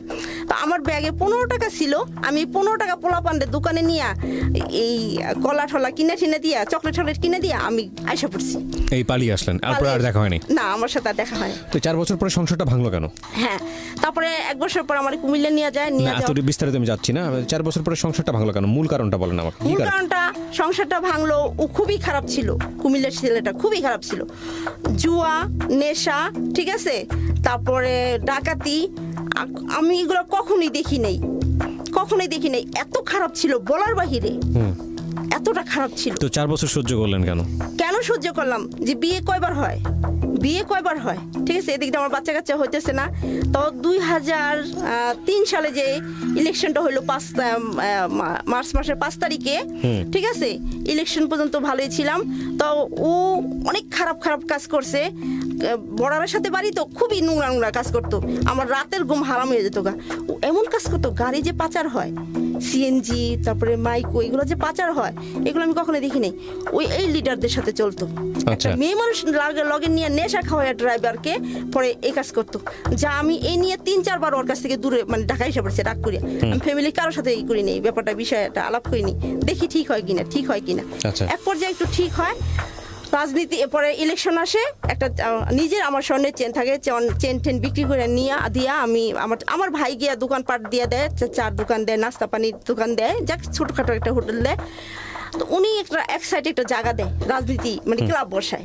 ক্লাব বসানোর পরে উনি করে আমলিকের সাপোর্ট, আর ওই এলাকার পাশ করে বিএনপির লোক, ঠিক আছে, বিএনপি ওই বছর পাশ করে ভাঙচুর হয় যে সারা বাংলাদেশে। তখন ওনার নামে একটা কেস হয়ে যায়। কেস হয়ে যায় কি, আমাদের দোকানে, আমি দোকান থেকে একটা কাপও আনতে পারি নাই। উনি তো পালায়, যে গাঞ্জা পাওয়া গেছে, ফেন্সি পাওয়া গেছে 100 বোতল, এই সব পাওয়া গেছে। তারপর উনি পালায়। তো আল্লাহ কি, এর ভিতরে আমি প্রেগনেন্ট হয়ে যাই, ওই মাসে আমি প্রেগনেন্ট হয়ে যাই। প্রেগনেন্ট হয়ে যাওয়ার পরে তো উনি পালায় ঠলায় পর আমার মেজো বাসার ওই চিটাংতে ফোন দেয় যে তুই চিটাং এসে পর, নাহলে তোর অবস্থা টাইট হয়ে যাবো। তো উনি যেদিনকে চিটাং যাবে সেদিন আমি ওনার বলি যে তুমি আমার পানি দাও, পানি দিচ্ছি। তখন আমি বললাম যে আজকে আমার তো বেশি খারাপ লাগতেছে, ভালো লাগতেছে না, আমি মনে হয় প্রেগনেন্ট। তখন বলে যে তোমার প্রত্যেক মাসেরই চলে গেল। তো এর ভিতরে চিটাং গিয়া আমি অসুস্থ হয়ে যাই, পরে চিঠি পাঠাইলে পরে আমি চিঠি পাঠাইলে পরে আমি খুবই অসুস্থ। পরে আমার শ্বশুরে আমার কাছে চিঠি লেখে, যে আপনার বউ ঢাকা পাঠান, যেহেতু রান্না বাড়া করতে পারে না, বিছনা থেকে উঠতে পারে না, আর ঢাকা পাঠান। এই যে ঢাকা আসি, প্রেগনেন্ট অবস্থায় ঢাকা আসি, এই যে আশা, শেষ আশা আমার। এরপর আপনি আরেকটা বিয়ে করেছেন, ওই বিয়েটা কেন করলেন? এই বিয়েটা কেন করলাম, আমার ভাইটাকে বিয়ে করাইলাম, ঠিক আছে, আমার ভাই যেটা, আমার পরেরটা যেটা বিয়ে করাইলাম। তখন এই সংসারে মনে হয় যে আমি একটা বেশি বাড়তে গেছি, ঠিক আছে। বোট আনার পরে আমার সাথে, মার সাথে তো আমার এমনি আন্ডারস্ট্যান্ডিং কম, ঠিক আছে। ভাই বোট আসার পরে কেমন যেন আমার মনে হইতেছে যে আমি ওই ঘরে একটা বান্দি, তারপরে বান্দি, আর আশেপাশের লোকজন বাঁকা চোখে তাকায়। তখন আর এই যে আমার বাচ্চাটা হওয়ার পর থেকেই আমার প্রথম হাজবেন্ড আমার প্রতি আকর্ষণ থাকে। আমাদের তো এক সময় থাকেই, ঠিক মানে আছে, এটা প্রথম হাজবেন্ডের সাথে তারপর আপনার যোগাযোগ থাকে, যোগাযোগ থাকে, সেকেন্ড হাজবেন্ডের সাথে ডিভোর্স হওয়ার পরেও যোগাযোগ থাকে। যোগাযোগ থাকে। আমাদের বাসায় যায়, আমার ভাইয়ের সাথে চলে, একসাথে চলে, বাসায় যায়। আমার ভাইরে বলে যে মিরুষেন, আমার ছোট ভাই নাম তো মিরুষেন, একটা কাজ করো, এই আমাদের আবার মিলেই দাও। তখন আমার ভাই বলে যে না, এটা সম্ভব না, এটা সম্ভব না। তারপরে যাই হোক, কিন্তু তারপরে আমার ফুফাতো বাইরে, আমার কিন্তু আপনার সঙ্গে তো যোগাযোগ থাকে। তেমন থাকে না, ঠিক আছে। আজকে চিঠি পাঠায়, কালকে এটা পাঠায়, কালকে ওটা পাঠায়। পরে আমার যে ফুফাতো ভাইয়ের সাথে ওনার খুব ক্লোজ থাকে। আমার ফুফাতো বাইরে ধরে বলে যে আপনারা একটা কাজ করেন, হাওয়ারে আমার কাছে আবর দেন। তখন ভাইয়া বলে যে কি কস, তোর তো একটা কিছু করতে হইব। তখন আমি ভাবলাম যে আসলে তো কিছু একটা করতে হইব। তখন আমি এক পর্যায়ে ওর সাথে ভাইয়ার বলি যে না, আমার পক্ষে সম্ভব না, ওর ব্যবহার আচার খুবই খারাপ, ও আমার সাথে খুব খারাপ কাজ করছে। তখন বললো যে আমি তোকে দুজনের মুখ থেকে কথা শুনবো। তখন আমার দূরে এক জায়গায় ডাইকা নিয়ে ভাইয়া বললো, তারপরে আমাদের আস্তে আস্তে রিলেশন। পরে ভাই বোটা আসার পর থেকে আমি নিজেই ডিসিশন নেই যে না, আমার কিছু একটা করতে হইব। তখন বাস, তারপরে আমি করি, আমরা দুজন আবারও বিয়ে করি, ঠিক আছে। এটা হলো 2007 সালে। প্রথম হাজবেন্ডকে আপনি আবারও বিয়ে করেন? হ্যাঁ, বিয়ে আচ্ছা, করি। তখন ওনার ঘরে স্ত্রী ছিল? হ্যাঁ, স্ত্রী ছিল। স্ত্রী থাকা আমি ওগুলো অবস্থায়? চাইলে মেনে নিছি। মানে স্ত্রী বাচ্চা থাকা অবস্থায় আপনি বিয়ে করলেন? হ্যাঁ, ওকে, ঠিক আছে, আমি এগুলো যাইনি মেনে নিছি যে, বাট ওই স্ত্রীর পারমিশন ছিল, ফার্স্ট ওয়াইফের পারমিশন ছিল, যে ওয়াইফের থাকা অবস্থায় বিয়ে করলেন ওই ফাঁকে 2-3টা বিয়ে করে ফেলছি। ওই ফাঁকে 2-3টা, এটা জানার পরও আপনি বিয়ে করছেন? হ্যাঁ, 2টা, মানে এই যে দ্বিতীয় বিয়েটা আমার থেকে যে প্রথম দ্বিতীয় বিয়েটা করছে, ওটা আগে চলে গেছে গা, ওটা খুবই ছিল।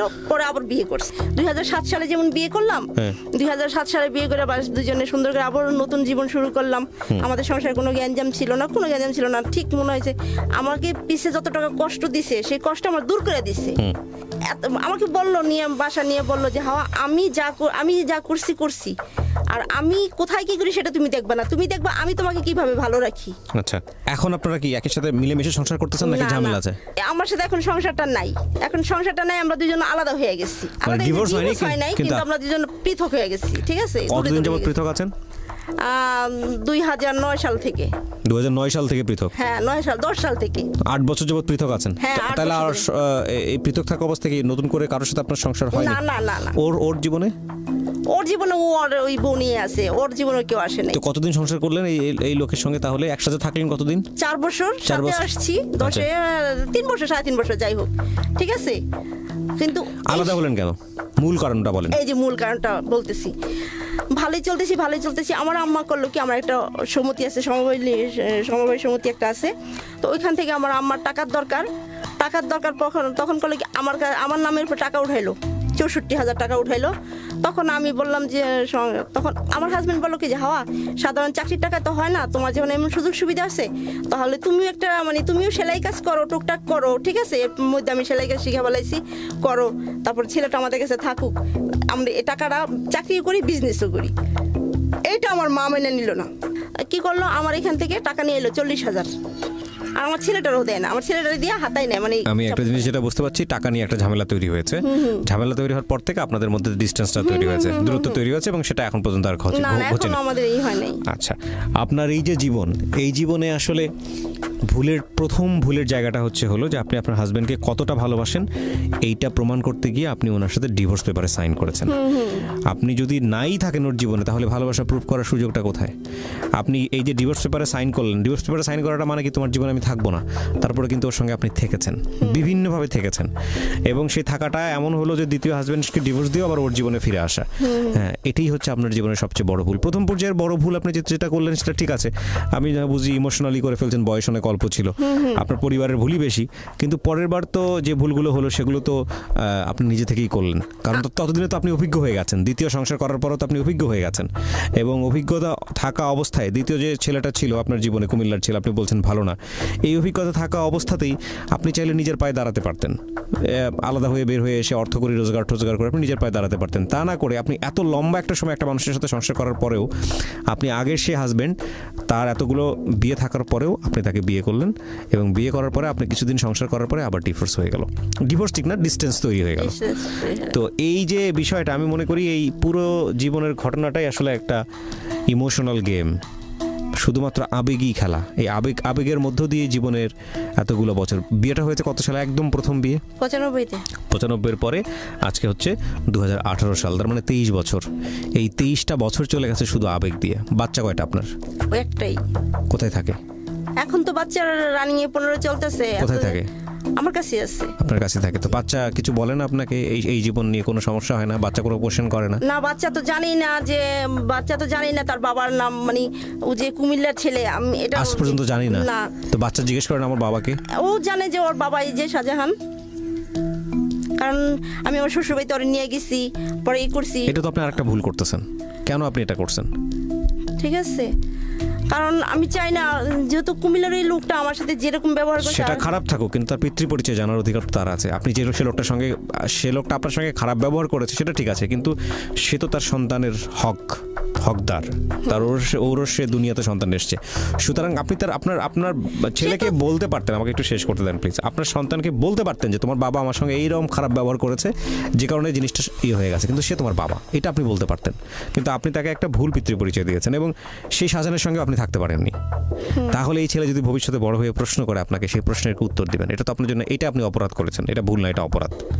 আমার মনে হয় আপনার সন্তানকে বলা উচিত। কি করে আপনার সন্তান এখন? কি করে আমার সন্তান এখন? এতদিন লেখাপড়া করছে, তারপরে না এখন করে না, এখন লেখাপড়া করে না, এখন একটা কাজে ঢুকে গেছে। ও আপনাকে, এই যে আপনি যে অবস্থায় আছেন এখন আপনি কি করেন? আমি এখন টুকটাক টেলারিং করে চলি। টেলারিং করে চলেন। তো আপনাকে সাহায্য করে আপনার ছেলে? আপনার সঙ্গে ভালো ব্যবহার করে? হ্যাঁ, আমার ছেলেটার আমি সেটাই আমি করতে পারছি, আমার ছেলেটার আমি খুব ভালো করে তৈরি করছি। না, আলহামদুলিল্লাহ, তাহলে তো খুব ভালো ব্যবহার করুক। তাহলে আমার মনে হয় যে আপনি একটা সময় ওনাকে আসল ব্যাপারটা খুলে বলেন। আপনি আজকে রেডিওতে যেভাবে বললেন, ওকেও আপনার বলা উচিত, আরও বিস্তারিতভাবে বলা উচিত। তাহলে হয়তো আপনি যেহেতু আমার ছেলেটা মনে একটু জানে, কিন্তু আমার সাথে এই করে না, এগুলা খারাপ ব্যবহার করে না, খারাপ ব্যবহার করে না কোনো সময় না। যাক, তাহলে খুবই ভালো। সম্ভাবনার মাঝে বেঁচে থাকি আমরা। একটা মানুষ যখন ভুল করেন, একটা মানুষ যখন অপরাধ করেন, একটা মানুষ যখন গুনাহ করেন, যদি ধর্মের দিক থেকে যাই, তাহলে ওই মানুষটির সমস্ত দরজা বন্ধ হয়ে যায় না। যদি বন্ধ হয়ে যেত তাহলে সৃষ্টিকর্তা তাকে পৃথিবীতে খাবারের জায়গা করতেন না, অন্ন দিতেন না, মানুষটির কোনো পাপ শোধরানোর সুযোগ দিতেন না। সুতরাং সৃষ্টিকর্তা যদি এই সুযোগটি দিয়ে রাখেন, আমরা মানুষ হয়ে কেন সেটা বন্ধ করি?